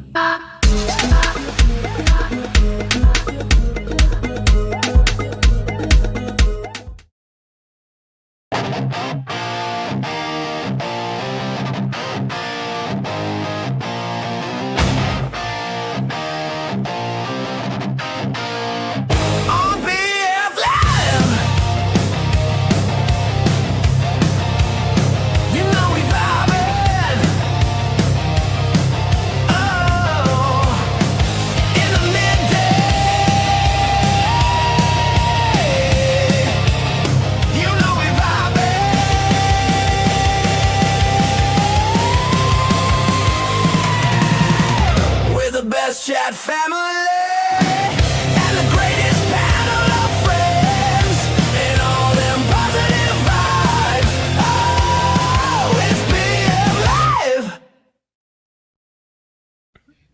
Live. Okay. Playing with it. Shut the fuck up, Bill! Oh my.